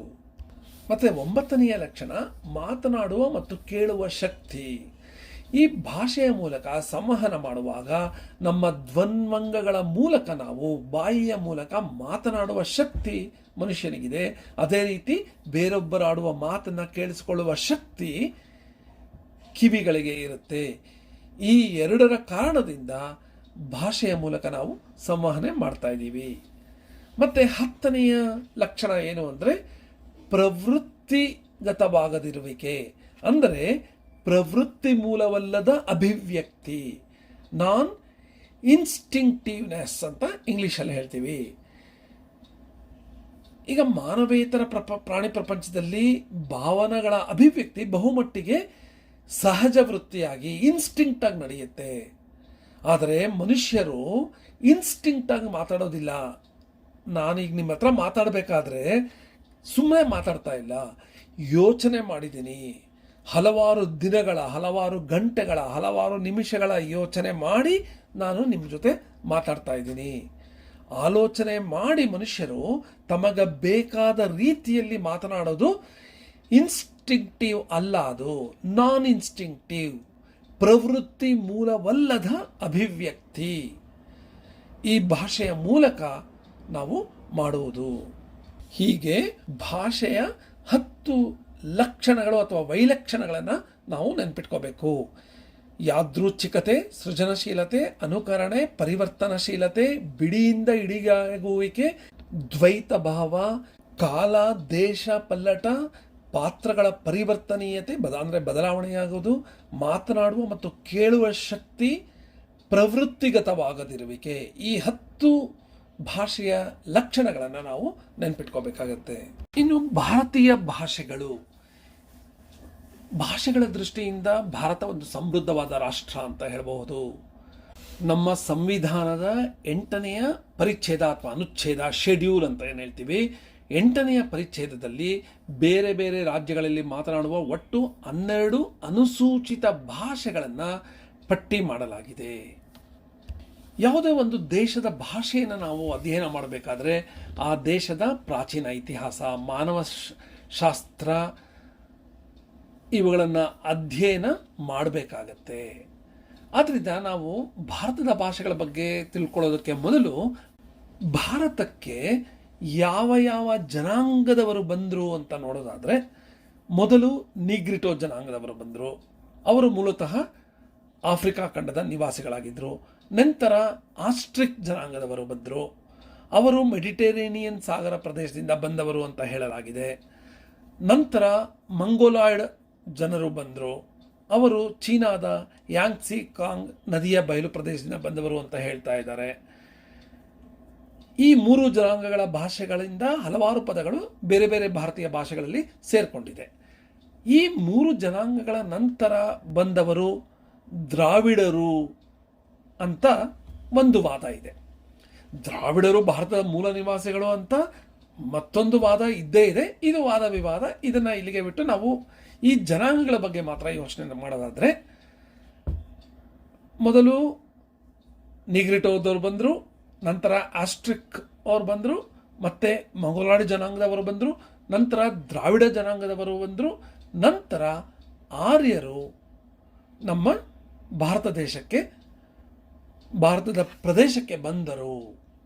ಈ ಎಲ್ಲ ಜನಾಂಗದವರು ಈಗ ಭಾರತೀಯರು ಅನ್ನೋದು ಮಾತ್ರ ಮರೆಯಬಾರದು. ಎಲ್ಲರೂ ಈಗ ಒಂದೇ ಭಾರತೀಯರು. ಹರಪ್ಪ ಮೊಹೆಂಜೋದಾರೋ ಭಾರತದ ಅತಿ ಪ್ರಾಚೀನ ನಾಗರಿಕತೆ ಅವಶೇಷಗಳು ಕಾಣುವ ಪ್ರದೇಶ ಹರಪ್ಪ ಮೊಹೆಂಜೋದಾರೋ ಪ್ರದೇಶ. ಇಲ್ಲಿ ದ್ರಾವಿಡರ ನಾಗರಿಕತೆ ಕಾಣಿಸುತ್ತೆ. ಕೆಲವು ವಾದಗಳ ಪ್ರಕಾರ ಮೊದಲು ದ್ರಾವಿಡರು ಈ ಉತ್ತರ ಭಾರತ, ಅದರಲ್ಲೂ ವಾಯುವ್ಯ ದಿಕ್ಕಿನ ಉತ್ತರ ಭಾರತ, ಈಗೇನು ಪಾಕಿಸ್ತಾನ, ಅಫ್ಘಾನಿಸ್ತಾನ್ ಮತ್ತು ಪಂಜಾಬ್, ಜಮ್ಮು ಕಾಶ್ಮೀರ ಇದೆಯಲ್ಲ, ಅಲ್ಲಿ ನೆಲೆಸಿದ್ರು. ಆರ್ಯರು ಬಂದ ನಂತರ ದ್ರಾವಿಡರು ದಕ್ಷಿಣದ ಕಡೆ ಬಂದರು ಅಂತ ವಾದಗಳು ಮತ್ತು ಪ್ರತಿಪಾದನೆಗಳಿದೆ ಅಂತ ಹೇಳಬಹುದು. ಆದರೆ ಒಂದು ನೆನ್ಪಿಟ್ಕೋಬೇಕು, ಎಲ್ಲ ಜನಾಂಗದವರು ಈಗ ಆಯಾ ಜನಾಂಗಕ್ಕೆ ಸೀಮಿತವಾಗಿಲ್ಲ. ಈಗಿರುವ ಅಂತರ್ಜಾತಿ, ಅಂತರ್ಧರ್ಮ, ಅಂತರ್ಜನಾಂಗ ವಿವಾಹಗಳಿಂದ ಎಲ್ಲರೂ ಭಾರತೀಯ ಜನಾಂಗವಾಗ್ಬಿಟ್ಟಿದೆ ಅಂತ ನಾವು ತಿಳ್ಕೋಬಹುದು. ಇನ್ನು ಭಾರತದಲ್ಲಿ ಬಳಕೆಯಾಗ್ತಿರುವ ಭಾಷೆಗಳನ್ನು ಪರಿಗಣಿಸೋದಾದರೆ ವಿವಿಧ ವರ್ಗೀಕರಣಗಳನ್ನು ಮಾಡಬಹುದು. ಯಾವ್ಯಾವುದು ಆ ವರ್ಗೀಕರಣ ಅಂದರೆ ಇಂಡೋ ಯುರೋಪಿಯನ್ ಅಥವಾ ಇಂಡೋ ಇರಾನಿಯನ್ ಅಥವಾ ಇಂಡೋ ಆರ್ಯನ್ ಭಾಷೆಗಳು. ಇದನ್ನು ಸುಮಾರು 78.05% ಜನರು ಭಾರತದಲ್ಲಿ ಮಾತಾಡ್ತಾರೆ. ಮತ್ತು ದ್ರಾವಿಡ ಭಾಷೆಗಳು, ಇವುಗಳನ್ನು 19.64% ಜನರು ಮಾತಾಡ್ತಾರೆ. ಈ ಎರಡು ಪ್ರಮುಖ ಭಾಷೆಗಳನ್ನು ಬಿಟ್ಟರೆ, ಭಾಷಾ ರೀತಿಗಳನ್ನು ಬಿಟ್ಟರೆ, ಆಸ್ಟ್ರೋ ಏಷಿಯಾಟಿಕ್, ಸೈನೋ ಟಿಬೆಟಿಯನ್ ಅಥವಾ ಟಿಬೆಟೋ ಬರ್ಮನ್ ಅಂತ ಹೇಳ್ತಾರೆ, ತಾಯಿ ಕಡಾಯ್ ಮತ್ತು ಅಂಡಮಾನೀಸ್, ಈ ಭಾಷೆಗಳ ವರ್ಗಗಳಲ್ಲಿ ಸಹ ಹಲವಾರು ಭಾಷೆಗಳು, ಭಾರತದಲ್ಲಿರುವ ಹಲವಾರು ಭಾಷೆಗಳು ಬಂದು ಈ ಚಿಕ್ಕ ಚಿಕ್ಕ ಭಾಷಾ ಸಮುದಾಯದವರು ಸುಮಾರು 2.31 ಇದ್ದಾರೆ ಒಟ್ಟಾಗಿ ಅಂತ ಹೇಳಬಹುದು. ಸಂವಿಧಾನದಲ್ಲಿ ಭಾಷೆ ಬಗ್ಗೆ ಏನು ಹೇಳಿದೆ ಅಂತ ತಿಳ್ಕೊಳ್ಳೋಕೆ ಬದಲು ಈ ಸಂವಿಧಾನದ ಒಂದು ರೂಪರೇಷೆ ಹೇಗಿದೆ ಅಂತ ನೋಡೋದಾದರೆ, ಭಾರತದ ಸಂವಿಧಾನದಲ್ಲಿ ಆರಂಭದಲ್ಲಿ ಪೀಠಿಕೆ, ಪ್ರಿಯಾಂಬಲ್ ಇರುತ್ತೆ. ನಂತರ 25 ಭಾಗಗಳಲ್ಲಿ 470 ವಿಧಿಗಳು ಅಡಕವಾಗಿವೆ. ಅಂದರೆ 470 ಆರ್ಟಿಕಲ್ಸ್ ಗ್ರೂಪ್ಡ್ ಇಂಟು 25 ಪಾರ್ಟ್ಸ್. ನಂತರ 12 ಪರಿಚ್ಛೇದ ಅಥವಾ ಅನುಚ್ಛೇದಗಳು, ಶೆಡ್ಯೂಲ್ಸ್ ಇವೆ, ಮತ್ತು 5 ಅನುಬಂಧಗಳು ಇವೆ, ಅಪೆಂಡಿಸಸ್ ಅಂತ ನಾವು ಹೇಳ್ತೀವಿ, ಅನುಬಂಧಗಳು ಇವೆ. ಅಂದರೆ ನಮ್ಮ ಸಂವಿಧಾನ ಮಾತಾಡ್ಕೋಬೇಕಾದ್ರೆ ಅರ್ಥನೂ ಮಾಡ್ಕೋಬೇಕು ನಾವು. ಆರಂಭದಲ್ಲಿ ಪೀಠಿಕೆ ಮತ್ತು 470 ಆರ್ಟಿಕಲ್ಸ್, ವಿಧಿಗಳು, 12 ಪರಿಚ್ಛೇದಗಳು, ಶೆಡ್ಯೂಲ್ಸ್, 5 ಅನುಬಂಧಗಳು, ಅಪೆಂಡಿಸಸ್ ಇವೆ ನಮ್ಮ ಸಂವಿಧಾನದಲ್ಲಿ. ಮೂಲ ಸಂವಿಧಾನದಲ್ಲಿ ಇದ್ದಿದ್ದನ್ನು ಬೇರೆ ಬೇರೆ ಕಾಲಮಾನಗಳಲ್ಲಿ ಬದಲಾಯಿಸ್ತಾ ಹೋಗ್ತಾ ಈಗ ಪ್ರಸ್ತುತವಾಗಿ ಹೀಗೆ ಇದೆ ಅಂತ ಅನ್ನೋದನ್ನು ನಾವು ನೆನ್ಪಿಟ್ಕೋಬೇಕು. ಹೀಗೆ ಈ ಸಂವಿಧಾನದಲ್ಲಿ ಬರುವ 343ನೇ ವಿಧಿಯ ಪ್ರಕಾರ, ಆರ್ಟಿಕಲ್ ಪ್ರಕಾರ ಏನು ಹೇಳುತ್ತೆ ಅಂದರೆ, ದೇವನಾಗರಿ ಲಿಪಿಯಲ್ಲಿ ಬರೆಯಲಾಗುವ ಹಿಂದಿಯನ್ನು ಕೇಂದ್ರ ಸರ್ಕಾರ ಅಧಿಕೃತ ಭಾಷೆ ಅಂತ ನಿಗದಿಪಡಿಸಿದೆ. ಅಧಿಕೃತ ಭಾಷೆ, ಅಫಿಷಿಯಲ್ ಲ್ಯಾಂಗ್ವೇಜ್ ಅಷ್ಟೇ, ಅದನ್ನು ನೆನ್ಪಿಟ್ಕೋಬೇಕು. ಮತ್ತು 15 ವರ್ಷಗಳ ಕಾಲ, 1947ರಿಂದ 15 ವರ್ಷಗಳ ಕಾಲ ಇಂಗ್ಲಿಷನ್ನು ಸಮಾನಾಂತರ ಒಕ್ಕೂಟದ ಅಧಿಕೃತ ಭಾಷೆ ಅಂತ ಬಳಸಬಹುದು ಅಂತ ತೀರ್ಮಾನ ಮಾಡಲಾಯಿತು. ಹಿಂದಿ ಭಾರತದ ಸಂವಿಧಾನದ ಪ್ರಕಾರ ಅಧಿಕೃತ ಭಾಷೆ ಅಷ್ಟೇ, ಆದರೆ ರಾಷ್ಟ್ರ ಭಾಷೆ ಅಲ್ಲ. ಸಂವಿಧಾನದಲ್ಲಿ ಭಾರತದ ಯಾವುದೇ ಭಾಷೆಗೆ ರಾಷ್ಟ್ರ ಭಾಷೆ ಅಥವಾ ನ್ಯಾಷನಲ್ ಲ್ಯಾಂಗ್ವೇಜ್ ಸ್ಥಾನಮಾನವನ್ನು ನೀಡಲಾಗಿಲ್ಲ. ಸಂವಿಧಾನದ 8ನೇ ಶೆಡ್ಯೂಲ್ನಲ್ಲಿ ಹೇಳಲಾಗಿರುವ ಎಲ್ಲ 22 ಭಾಷೆಗಳು ಭಾರತದ ರಾಷ್ಟ್ರ ಭಾಷೆಗಳೇ ಆಗಿವೆ. ಯಾವ್ಯಾವುದು ಈ 22 ಭಾಷೆಗಳು? ಅಸ್ಸಾಮಿ, ಬಂಗಾಲಿ, ಬೋಡೋ, ಡೋಗ್ರಿ, ಗುಜರಾತಿ, ಹಿಂದಿ, ಕನ್ನಡ, ಕಾಶ್ಮೀರಿ, ಕೊಂಕಣಿ, ಮೈಥಿಲಿ, ಮಲಯಾಳಂ, ಮರಾಠಿ, ಮೇಠಿ, ಅದು ಮಣಿಪುರಿ, ನೇಪಾಳಿ, ಒಡಿಯಾ, ಪಂಜಾಬಿ, ಸಂಸ್ಕೃತ, ಸಂತಾಲಿ, ಸಿಂಧಿ, ತಮಿಳ್, ತೆಲುಗು ಮತ್ತು ಉರ್ದು. ಈ 22 ಭಾಷೆಗಳಿಗೆ ಸಮಾನವಾದ ಸ್ಥಾನಮಾನ ಕೇಂದ್ರ ಸರ್ಕಾರ ಕೊಟ್ಟಿದೆ. ಈ ಎಲ್ಲ ಭಾಷೆಗಳನ್ನು ಅಭಿವೃದ್ಧಿಪಡಿಸಬೇಕು ಅಂತ ಸಂವಿಧಾನದ ಆಶಯ ಆಗಿದೆ. ಅಷ್ಟೇ ಅಲ್ಲದೆ ಕನ್ನಡ, ಮಲಯಾಳಂ, ಒಡಿಯಾ, ಸಂಸ್ಕೃತ, ತಮಿಳು ಮತ್ತು ತೆಲುಗುಗಳಿಗೆ ಭಾರತ ಸರ್ಕಾರ ಈ 6 ಭಾಷೆಗಳಿಗೆ ಶಾಸ್ತ್ರೀಯ ಭಾಷೆಗಳ ಸ್ಥಾನಮಾನವನ್ನು ನೀಡಿದೆ. 1000 ವರ್ಷಗಳಿಗಿಂತ ಹೆಚ್ಚಿನ ಸ್ವಂತಿಕೆ, ಪಾರಂಪರಿಕತೆ ಮತ್ತು ಭಾಷಾ ಶ್ರೀಮಂತಿಕೆಯನ್ನು ಪರಿಗಣಿಸಿ ಈ ಶಾಸ್ತ್ರೀಯ ಸ್ಥಾನಮಾನವನ್ನು ನೀಡಲಾಗಿದೆ. 2001ರ ಭಾರತದ ಜನಗಣತಿಯ ಪ್ರಕಾರ ಭಾರತದಲ್ಲಿ 122 ಮಾನ್ಯವಾದ ಭಾಷೆಗಳಿವೆ ಮತ್ತು 1599 ಇತರ ಭಾಷೆಗಳು ಕಂಡುಬರುತ್ತೆ. 30 ಭಾಷೆಗಳನ್ನು 10 ಲಕ್ಷಕ್ಕೂ ಹೆಚ್ಚು ಮಂದಿ ಸ್ಥಳೀಯವಾಗಿ ಬಳಕೆ ಮಾಡ್ತಾರೆ. 122ಕ್ಕೂ ಹೆಚ್ಚು ಭಾಷೆಗಳನ್ನು ಬಳಸುವವರ ಸಂಖ್ಯೆ, ಪ್ರತಿ ಭಾಷೆಯನ್ನು, ಈ 122 ಭಾಷೆಗಳಲ್ಲಿ ಪ್ರತಿ ಭಾಷೆಯನ್ನು ಬಳಸುವವರ ಸಂಖ್ಯೆ 10,000ಕ್ಕೂ ಹೆಚ್ಚಾಗಿದೆ. ಒಟ್ಟು ಭಾರತದಲ್ಲಿ 1369 ಮಾತೃಭಾಷೆಗಳಿವೆ.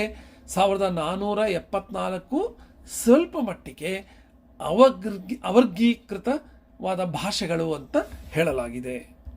ಇನ್ನು ಭಾರತದ ಪ್ರದೇಶದಲ್ಲಿ ಇದ್ದ ಪ್ರಾಚೀನ ಭಾಷೆಗಳು ಯಾವ್ಯಾವುದು ಅಂತ ನೋಡೋದಾದರೆ ಸಂಸ್ಕೃತ, ಪ್ರಾಕೃತ, ಪಾಲಿ, ಅರ್ಧಮಾಗಧಿ ಮತ್ತು ದ್ರಾವಿಡ ಭಾಷೆಗಳು ಅಂತ ಹೇಳಬಹುದು. ಮೊದಲನೇದಾಗಿ ಸಂಸ್ಕೃತದ ವಿಷಯಕ್ಕೆ ಬರೋದಾದರೆ, ಇಂಡೋ ಆರ್ಯನ್ ಭಾಷೆಗಳ ಪೈಕಿ ಸಂಸ್ಕೃತ ಅತ್ಯಂತ ಪ್ರಾಚೀನವಾದ ಭಾಷೆ. ಆಡುಭಾಷೆಯ ರೂಪದಲ್ಲಿ 3-4 ಸಾವಿರ ವರ್ಷಗಳಿಂದ ಇದು ಇದೆ. ಮೊದಲು ಸಾಮಾನ್ಯವಾಗಿತ್ತು, ಈಗ ಕೆಲವು ಕುಟುಂಬಗಳು ಆಡುಭಾಷೆಯ ರೂಪದಲ್ಲಿ ಸಂಸ್ಕೃತವನ್ನು ಬಳಸ್ತಾ ಇದ್ದಾರೆ. ಬರವಣಿಗೆಯ ರೂಪದಲ್ಲಿ ಸಂಸ್ಕೃತ ಭಾಷೆಯ ದಾಖಲೆಗಳು ನಮಗೆ ಸಿಕ್ಕಿರೋದು ಕ್ರಿಸ್ತಪೂರ್ವ 1500 ಅಥವಾ 1200 ಅವಧಿಗೆ ಸೇರಿದೆ ಎನ್ನಲಾಗಿವೆ. ಸಂಸ್ಕೃತದಲ್ಲಿ ವೈದಿಕ ಸಂಸ್ಕೃತಿ ಮತ್ತು ಲೌಕಿಕ ಸಂಸ್ಕೃತಿ ಎಂಬ 2 ಪ್ರಮುಖವಾದ ವರ್ಗಗಳು ಸಹ ಇದೆ. ಭಾರತೀಯ ಸಾಹಿತ್ಯದ ಮೊದಲ ರೂಪಗಳು ಮೌಖಿಕ ಪರಂಪರೆಯಲ್ಲಿ ಮಾತ್ರ ಮೊದಲು ಅಸ್ತಿತ್ವದಲ್ಲಿತ್ತು. ಋಗ್ವೇದ, ಯಜುರ್ವೇದ, ಸಾಮವೇದ, ಅಥರ್ವವೇದ ಈ 4 ವೇದಗಳನ್ನು ಸಂಸ್ಕೃತದಲ್ಲಿ ರಚಿತ ಮಾಡಲಾಯಿತು ಅಂತ ಹೇಳಲಾಗುತ್ತೆ. ಋಗ್ವೇದ ಕ್ರಿಸ್ತಪೂರ್ವ 1500 ಹಿಂದೆ ರಚಿತವಾಯಿತು ಅಂತ ಅಂದಾಜು ಮಾಡಲಾಗಿದೆ. ರಾಮಾಯಣ ಮಹಾಭಾರತಗಳು ಕ್ರಿಸ್ತಪೂರ್ವ 2000 ಅಂತ ಹೇಳಲಾಗುತ್ತೆ. ಇದು ಅಂದಾಜು ಅಂತಲೇ ಹೇಳಬಹುದು. ಅನಂತರ ಬಂದ ಸಂಸ್ಕೃತ ಸಾಹಿತ್ಯದ ವಿವಿಧ ಕವಿಗಳು ಅಪಾರವಾದ ಕೊಡುಗೆಯನ್ನು ಭಾರತೀಯ ಸಾಹಿತ್ಯಕ್ಕೆ ಮತ್ತು ಸಂಸ್ಕೃತ ಸಾಹಿತ್ಯಕ್ಕೆ ನೀಡಿದರು. ಭಾಸ, ಶೂದ್ರಕ, ಕಾಳಿದಾಸ, ಮಾಘ, ಭಾರವಿ, ದಂಡಿ, ಶ್ರೀಹರ್ಷ, ಜಯದೇವ ಇವರೆಲ್ಲ ನೀಡಿರುವ ಕೊಡುಗೆ ಅಪೂರ್ವವಾದದ್ದು ಅಂತ ಹೇಳಬಹುದು. ಚಾಣಕ್ಯನ ಅರ್ಥಶಾಸ್ತ್ರ ಆಗ ರಚಿಸಿದ್ದು ಕ್ರಿಸ್ತಪೂರ್ವ 300 ಸುಮಾರಿಗೆ ರಚಿಸಿದ್ದು ಈಗಲೂ ಸಹ ಅದು ಎಲ್ಲರಿಗೂ ಒಂದು ರೆಫರೆನ್ಸ್ ಅಂತ ಹೇಳಬಹುದು. ಸಂಸ್ಕೃತದಲ್ಲಿ ಕಾವ್ಯ ಸಾಹಿತ್ಯ ಗ್ರಂಥಗಳು ಮಾತ್ರವೇ ಅಲ್ಲದೆ ಶಾಸ್ತ್ರ ಗ್ರಂಥಗಳು, ಕೋಶಗಳು ಸಹ ಹೊರಬಂದಿವೆ. ಸಂಸ್ಕೃತ ಸಾಹಿತ್ಯದ ಕಾಲದಲ್ಲೇ ಜನಭಾಷೆ ಅಂತ ಪ್ರಸಿದ್ಧವಾದದ್ದು ಪ್ರಾಕೃತ ಭಾಷೆ. ಪ್ರಾಕೃತ ಭಾಷಾ ಪ್ರಕಾರದಲ್ಲಿ ಶೌರಸೇನಿ, ಮಹಾರಾಷ್ಟ್ರಿ, ಮಾಗಧಿ, ಅರ್ಧಮಾಗಧಿ ಮತ್ತು ಪೈಶಾಚಿ ಎಂಬ ವಿವಿಧ ಭಾಷೆಗಳು ಇದ್ವು. ಇವೆಲ್ಲ ಪ್ರಾಕೃತ ಭಾಷೆಯ ವರ್ಗದಲ್ಲಿ ಬರುತ್ತೆ ಅಂತ ಹೇಳಬಹುದು. ಇದೇ ಸಮಯದ ಮತ್ತೊಂದು ಭಾಷೆ ಪಾಲಿ ಭಾಷೆ. ಬೌದ್ಧ ಧರ್ಮ ಪಾಲಿ ಭಾಷೆಯನ್ನು ಆಶ್ರಯಿಸಿತು ಅಂತ ಹೇಳಬಹುದು. ಜೈನ ಧರ್ಮ ಪ್ರಾಕೃತ ಅರ್ಧಮಾಗಧಿ ಭಾಷೆಯನ್ನು ಬಳಸ್ಕೊಳ್ತು. ಹಿಂದೂ ಧರ್ಮ ಅಥವಾ ಆಗಿನ ಕಾಲದ ವೈದಿಕ ಧರ್ಮ ಇದು ಸಂಸ್ಕೃತ ಭಾಷೆಯನ್ನು ಬಳಸ್ಕೊಳ್ತು ಅಂತ ಹೇಳ್ಬೋದು. ಪಾಲಿ ಭಾಷೆಯಲ್ಲಿ ರಚನೆಯಾದ ತ್ರಿಪಿಟಕ ಎಂಬ ಧಾರ್ಮಿಕ ಗ್ರಂಥ ಬಹುತೇಕ ಭಾರತೀಯ ಪ್ರದೇಶದಲ್ಲೇ ರಚಿಸಿದ್ದು ಅಂತ ಹೇಳಬಹುದು. ಅದೇ ರೀತಿ ಅನೇಕ ಬೌದ್ಧ ಗ್ರಂಥಗಳು ಶ್ರೀಲಂಕಾ ಮತ್ತು ಆಗ್ನೇಯ ಏಷ್ಯಾಗಳಲ್ಲಿ ಸಹ ರಚನೆಯಾಯಿತು. ಬೌದ್ಧ ಸಾಹಿತ್ಯದಲ್ಲಿ ಸೂತ್ರ, ಅಭಿಧಮ್ಮ ಸಾಹಿತ್ಯ, ವಿನಯ ಸಾಹಿತ್ಯ, ಕಾವ್ಯಗಳು, ಜಾತಕ ಕಥೆಗಳು, ಮಿಲಿಂದಪನ ಮೊದಲಾದವು ಪ್ರಮುಖವಾದದ್ದು. ಜೈನ ಸಾಹಿತ್ಯದಲ್ಲಿ ಶ್ವೇತಾಂಬರ ಮತ್ತು ದಿಗಂಬರ ಎಂಬ 2 ಸಿದ್ಧಾಂತಗಳು ಇದ್ದು ತತ್ವಾರ್ಥ ಸೂತ್ರ, ಶಲಾಕ ಪುರುಷರ ಕಥೆಗಳು, ಹರಿವಂಶ ಪುರಾಣ ಇವೆಲ್ಲ ಪ್ರಸಿದ್ಧ ಕೃತಿಗಳು ಅಂತ ಹೇಳಬಹುದು. ಜೈನ ಸಾಹಿತ್ಯಗಳಲ್ಲಿ ಪ್ರಸಿದ್ಧರಾದವರು ಭದ್ರಬಾಹು, ಜಿನಭದ್ರ, ಮಲ್ಲವಾದಿನ್, ಹರಿಭದ್ರಸೂರಿ, ಪ್ರಭಾಚಂದ್ರ, ಅಭಯದೇವ, ಹೇಮಚಂದ್ರ, ವಾದಿದೇವ ವಿದ್ಯಾನಿಧಿ, ದೇವೇಂದ್ರ ಸೂರಿ, ಯಶೋವಿಜಯ ಇವೆಲ್ಲ ಪ್ರಸಿದ್ಧ ಜೈನ ಸಾಹಿತಿಗಳು. ಮತ್ತೊಂದು ಸಾಹಿತ್ಯ ಸಂಗಮ್ ಸಾಹಿತ್ಯ. ಇದು ಅತಿ ಪ್ರಾಚೀನ ತಮಿಳಿನ ಸಾಹಿತ್ಯ ಅಂತ ಹೇಳಬಹುದು. ಕ್ರಿಸ್ತಪೂರ್ವ 300ರಿಂದ ಕ್ರಿಸ್ತಶಕ 300ರ ನಡುವೆ ಈ ಸಂಗಮ್ ಸಾಹಿತ್ಯ ರಚನೆಯಾಯಿತು ದಕ್ಷಿಣ ಭಾರತದ ಪ್ರದೇಶದಲ್ಲಿ. ಪಾಂಡ್ಯ ರಾಜರುಗಳ ಮಧುರೈ ಪ್ರಾಂತ್ಯದಲ್ಲಿ ಈ ಸಂಗಮ ಸಾಹಿತ್ಯ ಖ್ಯಾತವಾಗಿತ್ತು ಅಂತ ಹೇಳಲಾಗುತ್ತೆ. ಈ ಸಾಹಿತ್ಯದಲ್ಲಿ ಅಹನಾನೂರು, ಕುರುಂತೋಗೈ, ನಟ್ರಿಣೈ ಮೊದಲಾದ ಕೃತಿಗಳಲ್ಲಿ 473 ಪ್ರಾಚೀನ ಕವಿಗಳ ರಚನೆಗಳಿವೆ. ಸಂಗಮ್ ಸಾಹಿತ್ಯ ದೊರಕಿರೋದು ನಮಗೆ 3ನೆಯ ಸಂಘಕಾಲದ್ದು. ಮೊದಲ 2 ಸಂಘಕಾಲಗಳ ಸಾಹಿತ್ಯ ಸಮುದ್ರದಲ್ಲಿ ಕೊಚ್ಚು ಹೋಯಿತು ಅಂತ ಹೇಳಲಾಗುತ್ತೆ. ಪ್ರೇಮ, ಯುದ್ಧ, ಆಡಳಿತ, ವ್ಯಾಪಾರ ವಹಿವಾಟು, ವಿರಹ, ವ್ಯಥೆ, ಚಾರಿತ್ರ ಬೋಧನೆ ಇವೆಲ್ಲ ಸಂಘ ಸಾಹಿತ್ಯದ ತಿರುಳುಗಳು. ಭಾರತದ ಭಾಷೆಗಳು ಮತ್ತು ಸಾಹಿತ್ಯ ಪ್ರಾಚೀನ ಪರಂಪರೆಯನ್ನು ಹೊಂದಿರೋದು ನಾವು ನೋಡಬಹುದು. ಭಾಷೆ ಮತ್ತು ಸಾಹಿತ್ಯ ಪರಸ್ಪರ ಬೆಳವಣಿಗೆಯನ್ನು ತೋರಿಸುತ್ತೆ. ಭಾಷೆಯಿಂದ ಸಾಹಿತ್ಯದ ಸೊಗಸು ಶ್ರೀಮಂತಿಕೆಗಳನ್ನು ತೋರಿಸಬಹುದಾದರೆ, ಸಾಹಿತ್ಯದ ಮೂಲಕ ಭಾಷೆಯ ಎತ್ತರ ಬಿತ್ತರಗಳನ್ನು ನಾವು ಕಂಡುಕೊಳ್ಳಬಹುದು. ಮತ್ತು ಉರ್ದು ಒಂದು ಇಂಡೋ ಇರಾನಿಯನ್ ಭಾಷೆಯಾಗಿದ್ದು ಬೇರೆಡೆ ಸೇರಿದಂತೆ ಸುಮಾರು 2313 ದಶಲಕ್ಷ ಮಂದಿ ಉರ್ದು ಭಾಷೆಯನ್ನು ಬಳಕೆ ಮಾಡ್ತಾ ಇದ್ದಾರೆ ಅಂತ ಹೇಳಲಾಗುತ್ತೆ. ಈಗ ಜಾಗತಿಕ ಭಾಷೆಗಳ ಬಗ್ಗೆ ತಿಳ್ಕೊಳ್ಳೋಣ. ಪ್ರಪಂಚದಲ್ಲಿ ಸುಮಾರು 7,000 ಭಾಷೆಗಳಿದ್ದು 300 ಬರವಣಿಗೆಯ ರೀತಿಗಳಿವೆ. ಇವುಗಳ ಪೈಕಿ ಸುಮಾರು 1/3 ಭಾಗ ಆಫ್ರಿಕಾ ಖಂಡದ ಭಾಷೆಗಳಾಗಿದ್ದು 1/3 ಭಾಗ ಏಷ್ಯಾ ಖಂಡದ ಭಾಷೆಗಳಾಗಿವೆ. ಇಂಗ್ಲಿಷ್ ಭಾಷೆ ಪ್ರಪಂಚದ ಅತ್ಯಂತ ವ್ಯಾಪಕ ಭಾಷೆಯಾಗಿದ್ದು ಸುಮಾರು 130 ಕೋಟಿ ಜನ ಅದನ್ನು ಬಳಸುತ್ತಾರೆ. ಇಂಗ್ಲಿಷ್ 54ಕ್ಕೂ ಹೆಚ್ಚು ದೇಶಗಳಲ್ಲಿ ಅಧಿಕೃತ ಭಾಷೆಯಾಗಿದೆ. ಆಧುನಿಕ ಕಾಲದ ಸಂಪರ್ಕ ಭಾಷೆ ಅಂತ ಇಂಗ್ಲಿಷ್ ಪ್ರಸಿದ್ಧ ಆಗಿದೆ. ಜಗತ್ತಿನಲ್ಲಿ ಅತಿ ಹೆಚ್ಚು ಜನರ ಮೊದಲ ಭಾಷೆ, ಮಾತೃಭಾಷೆ ಅಂತಲೂ ಹೇಳಬಹುದು, ಫಸ್ಟ್ ಲ್ಯಾಂಗ್ವೇಜ್ ಅಂತಲೂ ಹೇಳಬಹುದು, ಅದು ಚೀನಾ ದೇಶದ ಮಾನಕ ಅಥವಾ ಮ್ಯಾಂಡರಿನ್ ಭಾಷೆ. ಇದು ಅತಿ ಹೆಚ್ಚು ಜನರ ಮಾತೃಭಾಷೆ ಅಂತ ಹೇಳಬಹುದು. ನಂತರದ ಸ್ಥಾನ ಸ್ಪ್ಯಾನಿಷ್ ಭಾಷೆಗೆ ಹೋಗುತ್ತೆ. ನಂತರದ ಸ್ಥಾನ ಇಂಗ್ಲಿಷ್ ಭಾಷೆಗೆ ಸಿಗುತ್ತೆ. ಮಾತೃಭಾಷೆಯ ದೃಷ್ಟಿಯಿಂದ ನೋಡಿದ್ರೆ ಆಫ್ರಿಕಾ ಖಂಡದಲ್ಲಿ 4 ಪ್ರಮುಖ ಭಾಷಾ ಕುಟುಂಬಗಳಿವೆ. ಇಲ್ಲಿ ಈ ಖಂಡದಲ್ಲಿ ಮಾತನಾಡುವ ಭಾಷೆಗಳ ಪೈಕಿ ಪ್ರಮುಖವಾದುದು ಯಾವುದು ಅಂದರೆ ಸ್ವಾಹಿಲಿ, ಅಮ್ಹಾರಿಕ್, ಯೋರೋಬಾ, ಜುಲು ಮತ್ತು ಶೋನಾ. ಮತ್ತು ಅಮೆರಿಕಾ ಖಂಡದಲ್ಲಿ ಮಾತನಾಡುವ ಪ್ರಮುಖ ಭಾಷೆಗಳು ಸ್ಪ್ಯಾನಿಷ್, ಇಂಗ್ಲಿಷ್, ಪೋರ್ಚುಗೀಸ್ ಮತ್ತು ಫ್ರೆಂಚ್ ಅಂತ ಹೇಳಬಹುದು. ವಿದೇಶಿಯರು ಬರುವುದಕ್ಕೆ ಮುಂಚೆ ಅಮೆರಿಕದಲ್ಲಿ ಇದ್ದ ಹಲವಾರು ಮೂಲ ಜನರ ಭಾಷೆಗಳು ಈಗ ಕಾಣಿಸದಾಗಿದೆ, ಮೂಲೆ ಗುಂಪಾಗಿದೆ. ಏಷ್ಯಾ ಖಂಡದಲ್ಲಿ ಮಾತನಾಡುವ ಭಾಷೆಗಳು ವಿವಿಧ ಪ್ರದೇಶಗಳಲ್ಲಿ ವಿವಿಧ ಭಾಷೆಗಳು ಅಂತ ಹೇಳಬಹುದು. ಭಾರತದ ಉಪಖಂಡದಲ್ಲಿ ಇಂಡೋ ಆರ್ಯನ್ ಮತ್ತು ದ್ರಾವಿಡ ಪ್ರಕಾರದ ಭಾಷೆಗಳನ್ನು ಮಾತನಾಡಿದ್ರೆ, ಜಪಾನ್ ಮತ್ತು ಕೊರಿಯನ್ ಭಾಷೆಗಳನ್ನು ಪ್ರತ್ಯೇಕ ಭಾಷೆಗಳು ಅಂತ ಸಹ ಪರಿಗಣಿಸಲಾಗುತ್ತೆ. ಥಾಯಿ ಕಡಾಯಿ ಕುಟುಂಬದ ಭಾಷೆಗಳನ್ನು ಥೈಲ್ಯಾಂಡ್, ಬರ್ಮಾ, ಲಾವೋಸ್, ದಕ್ಷಿಣ ಮತ್ತು ಮಧ್ಯ ಚೈನಾ ಪ್ರದೇಶಗಳಲ್ಲಿ ಬಳಸ್ತಾರೆ. ಪಾರ್ಸಿ, ತುರ್ಕಿ, ರಷ್ಯನ್ ಮತ್ತು ಅರೇಬಿಕ್ ಭಾಷೆಗಳನ್ನು ಏಷ್ಯಾ ಖಂಡದ, ಅದರಲ್ಲೂ ಪಶ್ಚಿಮ ಏಷ್ಯಾ ದೇಶಗಳು ಬಳಸುತ್ತೆ. ಆಸ್ಟ್ರೇಲಿಯಾ ಖಂಡದಲ್ಲಿ ಪ್ರಸ್ತುತ ಆಸ್ಟ್ರೇಲಿಯನ್ ಇಂಗ್ಲಿಷ್ ಪ್ರಮುಖವಾದ ಭಾಷೆ. ಆದರೆ ಅಲ್ಲಿನ ಬುಡಕಟ್ಟುಗಳ ಜನರು ಎಂಪ್ಲಾಟೋಕ್ ಎಂಬ ಭಾಷೆಯನ್ನು ಅಥವಾ ಇಂಪ್ಲಾಟೋಕ್ ಎಂಬ ಭಾಷೆಯನ್ನು ಬಳಸ್ತಾರೆ. ಸುಮಾರು 150ಕ್ಕೂ ಹೆಚ್ಚು ಬುಡಕಟ್ಟು ಭಾಷೆಗಳು ಆಸ್ಟ್ರೇಲಿಯಾದಲ್ಲಿ ಇದೆ. ನ್ಯೂಜಿಲೆಂಡ್ನಲ್ಲಿ ಇಂಗ್ಲಿಷ್ ಭಾಷೆಯೇ ಅಧಿಕೃತ ಭಾಷೆ ಎನಿಸಿದ್ದು, ಮಾವೂರಿ ಎಂಬ ಸ್ಥಳೀಯ ಭಾಷೆ ಸಾಧಾರಣ ಜನಭಾಷೆಯಾಗಿದೆ.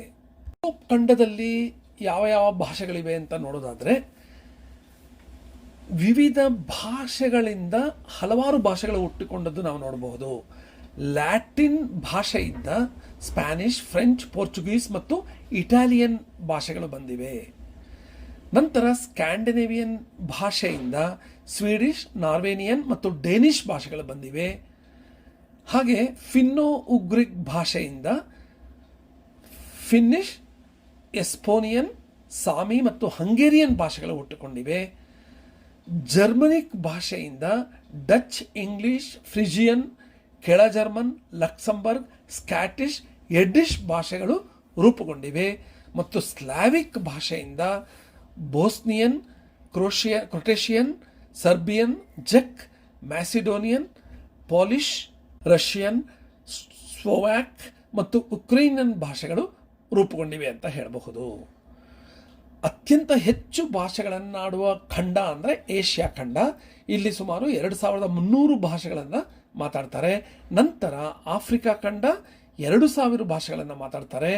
ಅಮೆರಿಕ ಮತ್ತು ಒಶಿನಿಯಾಗಳಲ್ಲಿ 10,000 ಭಾಷೆಗಳನ್ನು ಬಳಸಿದ್ರೆ ಯುರೋಪ್ ಖಂಡದಲ್ಲಿ ಸುಮಾರು 280 ಭಾಷೆಗಳನ್ನು ಬಳಸಲಾಗ್ತಾ ಇದೆ. ಮನುಕುಲ ಸಮಾಜವನ್ನು ಕಟ್ಟಿಕೊಂಡ ಮೇಲೆ ಭಾಷೆ ತನ್ನ ಅಸ್ತಿತ್ವವನ್ನು ಪಡೆಯಿತು ಅಂತ ಹೇಳಲಾಗುತ್ತೆ. ಭಾಷೆ ಹುಟ್ಟಿದ ನಂತರ ಬಹಳ ಕಾಲ ಬಾಯಿ ಮಾತಿನ ಮೂಲಕವೇ ಸಮಾಜದಲ್ಲಿ ಸಂವಹನ ಕಾರ್ಯ ನಡೀತಾ ಇತ್ತು. ಭಾಷೆಗೆ ಮೊದಲು ಸನ್ನೆ ಸಂಕೇತಗಳಿಂದ ಮನಸ್ಸಿನ ಭಾವನೆಗಳನ್ನು ಹೊರಗಿಡುತ್ತಿದ್ದ ಮನುಷ್ಯ ಕ್ರಮೇಣ ಮಾತನಾಡೋದಕ್ಕೆ ಆರಂಭಿಸ್ತಾನೆ. ಎವಲ್ಯೂಷನಲ್ಲಿ ನಾವು ಇದನ್ನು ನೋಡಬಹುದು. ಹ್ಯೂಮನ್ ಎವಲ್ಯೂಷನ್ ಹೆಂಗಾಯಿತು ಅಂತ ನೋಡೋದಾದರೆ ಇದನ್ನು ನಾವು ಗಮನಿಸಬಹುದು. ಮೌಖಿಕ ಭಾಷೆ ಧ್ವನ್ಯಗಳ ಮೂಲಕ ಹೊರಹೊಮ್ಮುತ್ತೆ. ಅಭಿವ್ಯಕ್ತಿಯಲ್ಲಿ ಸನ್ನೆ ಸಂಕೇತ ಶಾರೀರಿಕ ಅಂಗಚಲನೆ ಸಹ ಇರುತ್ತೆ. ಸಂಕೇತ ಭಾಷೆ ಸೈನ್ ಲ್ಯಾಂಗ್ವೇಜ್ ಸಹ ಬಳಸಲಾಗ್ತಾ ಇತ್ತು, ಈಗಲೂ ಸಹ ಬಳಸಲಾಗುತ್ತೆ. ಕೇವಲ ಅಂಗಚಲನೆ ಮತ್ತು ಸಂಕೇತಗಳ ಮೂಲಕ ಮನೋಭಾವನೆಗಳನ್ನು ಅಭಿವ್ಯಕ್ತಿ ಮತ್ತು ವಿನಿಮಯ ಮಾಡಬಹುದು. ಆದರೆ ಮೌಖಿಕ ಭಾಷೆಯಲ್ಲಿ ವಿಷಯಗಳನ್ನು ಮಾತನಾಡುವವನಿಂದ ನೇರವಾಗಿ ಕೇಳುಗನ ಕಿವಿಗೆ ಮುಟ್ಟಿಸಲ್ಪಡುತ್ತದೆ, ಅವನ ಮನಸ್ಸಿಗೆ ತಾಕಿಸಲ್ಪಡುತ್ತದೆ. ಮಾತನಾಡುವ ಧಾಟಿಯ ಆಧಾರದ ಮೇಲೆ ಮಾತನಾಡುವವನ ಮತ್ತು ಕೇಳುಗನ ನಡುವೆ ಇರುವ ಸಂಬಂಧ ಗೊತ್ತಾಗುತ್ತೆ. ಮೌಖಿಕ ಭಾಷೆಯಲ್ಲಿ ಉಚ್ಚಾರಣೆಯು ಪದಗಳ ಮತ್ತು ವಾಕ್ಯಗಳ ಮೂಲಕ ಹೊರಬೀಳುತ್ತೆ.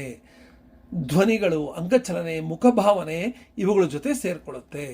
ಈ ಭಾಷೆಯ ಮಾತಿನ ಜೊತೆ ಧ್ವನಿ ಏರಿಳಿತ, ಅಂಗಚಲನೆ, ಬಾಡಿ ಲ್ಯಾಂಗ್ವೇಜ್, ಮುಖಭಾವನೆ ಇವೆಲ್ಲ ಸೇರಿಕೊಂಡು ಅತ್ಯುತ್ತಮವಾಗಿ ಸಂವಹನ ಕಾರ್ಯ ನಡೆಯುತ್ತೆ. ಮಕ್ಕಳು ಮೊದಲು ಮೌಖಿಕ ಭಾಷೆಯನ್ನೇ ಅಭ್ಯಾಸ ಮಾಡಿಕೊಡ್ತಾರೆ, ಸುತ್ತಲಿನ ವಾತಾವರಣ ಗಮನಿಸಿಕೊಂಡು. ಇಂದಿಗೂ ಸಹ ನಮ್ಮ ಜನಪದ ಕಥೆಗಳು, ಜನಪದ ಕಾವ್ಯಗಳು, ಗಾದೆಗಳು, ಒಗಟುಗಳು ಇವೆಲ್ಲ ಮೌಖಿಕ ಭಾಷೆಯಲ್ಲಿ ಪ್ರಸರಣಗೊಳ್ಳುವುದನ್ನು ನಾವು ನೋಡಬಹುದು.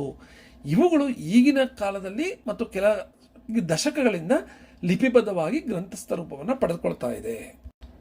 ಗ್ರಂಥಸ್ಥ ಭಾಷೆ, ಇದನ್ನು ಬರವಣಿಗೆ ಭಾಷೆ ಅಂತ ಸಹ ಕರೆಯಬಹುದು.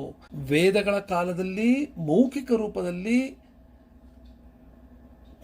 ಕೇಳಿಸಿಕೊಳ್ಳುವ, ಅರ್ಥ ಮಾಡಿಕೊಳ್ಳುವ, ಮಾತನಾಡುವ ಕೌಶಲ್ಯ ಕಂಡುಬರುತ್ತೆ.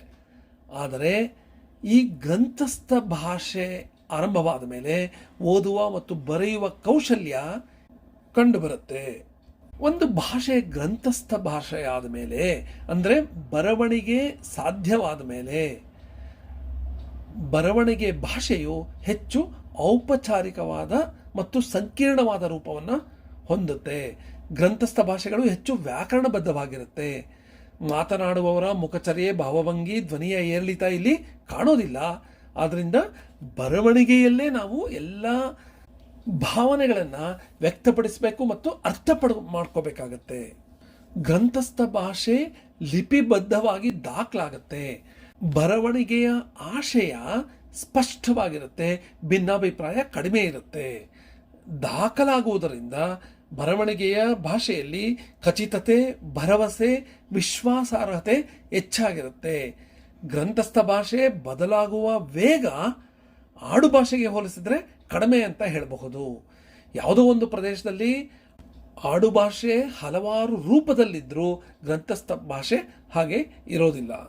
ಆದರೆ ನಮ್ಮ ರಾಜ್ಯವನ್ನು ತೆಗೆದುಕೊಂಡ್ರೆ ಬೇರೆ ಬೇರೆ ಪ್ರದೇಶಗಳಲ್ಲಿ ಬೇರೆ ಬೇರೆ ರೀತಿಯ ಕನ್ನಡ ಇದೆ.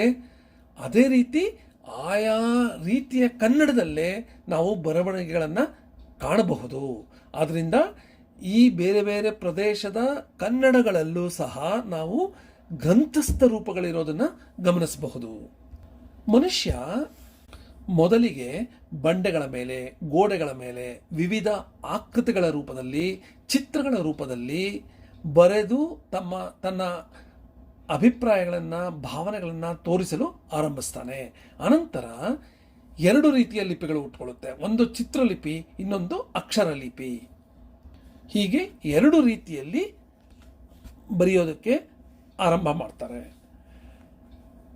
ಬರೆಯುವ ಸಾಮಗ್ರಿಗಳು ಯಾವ್ಯಾವುದು ಅಂದರೆ ತಾಳೆಗರಿ ಅಥವಾ ತಾಡಪತ್ರ ಅಂತ ಹೇಳ್ತೀವಿ, ಬೂರ್ಜಪತ್ರ, ಇವುಗಳಿಂದ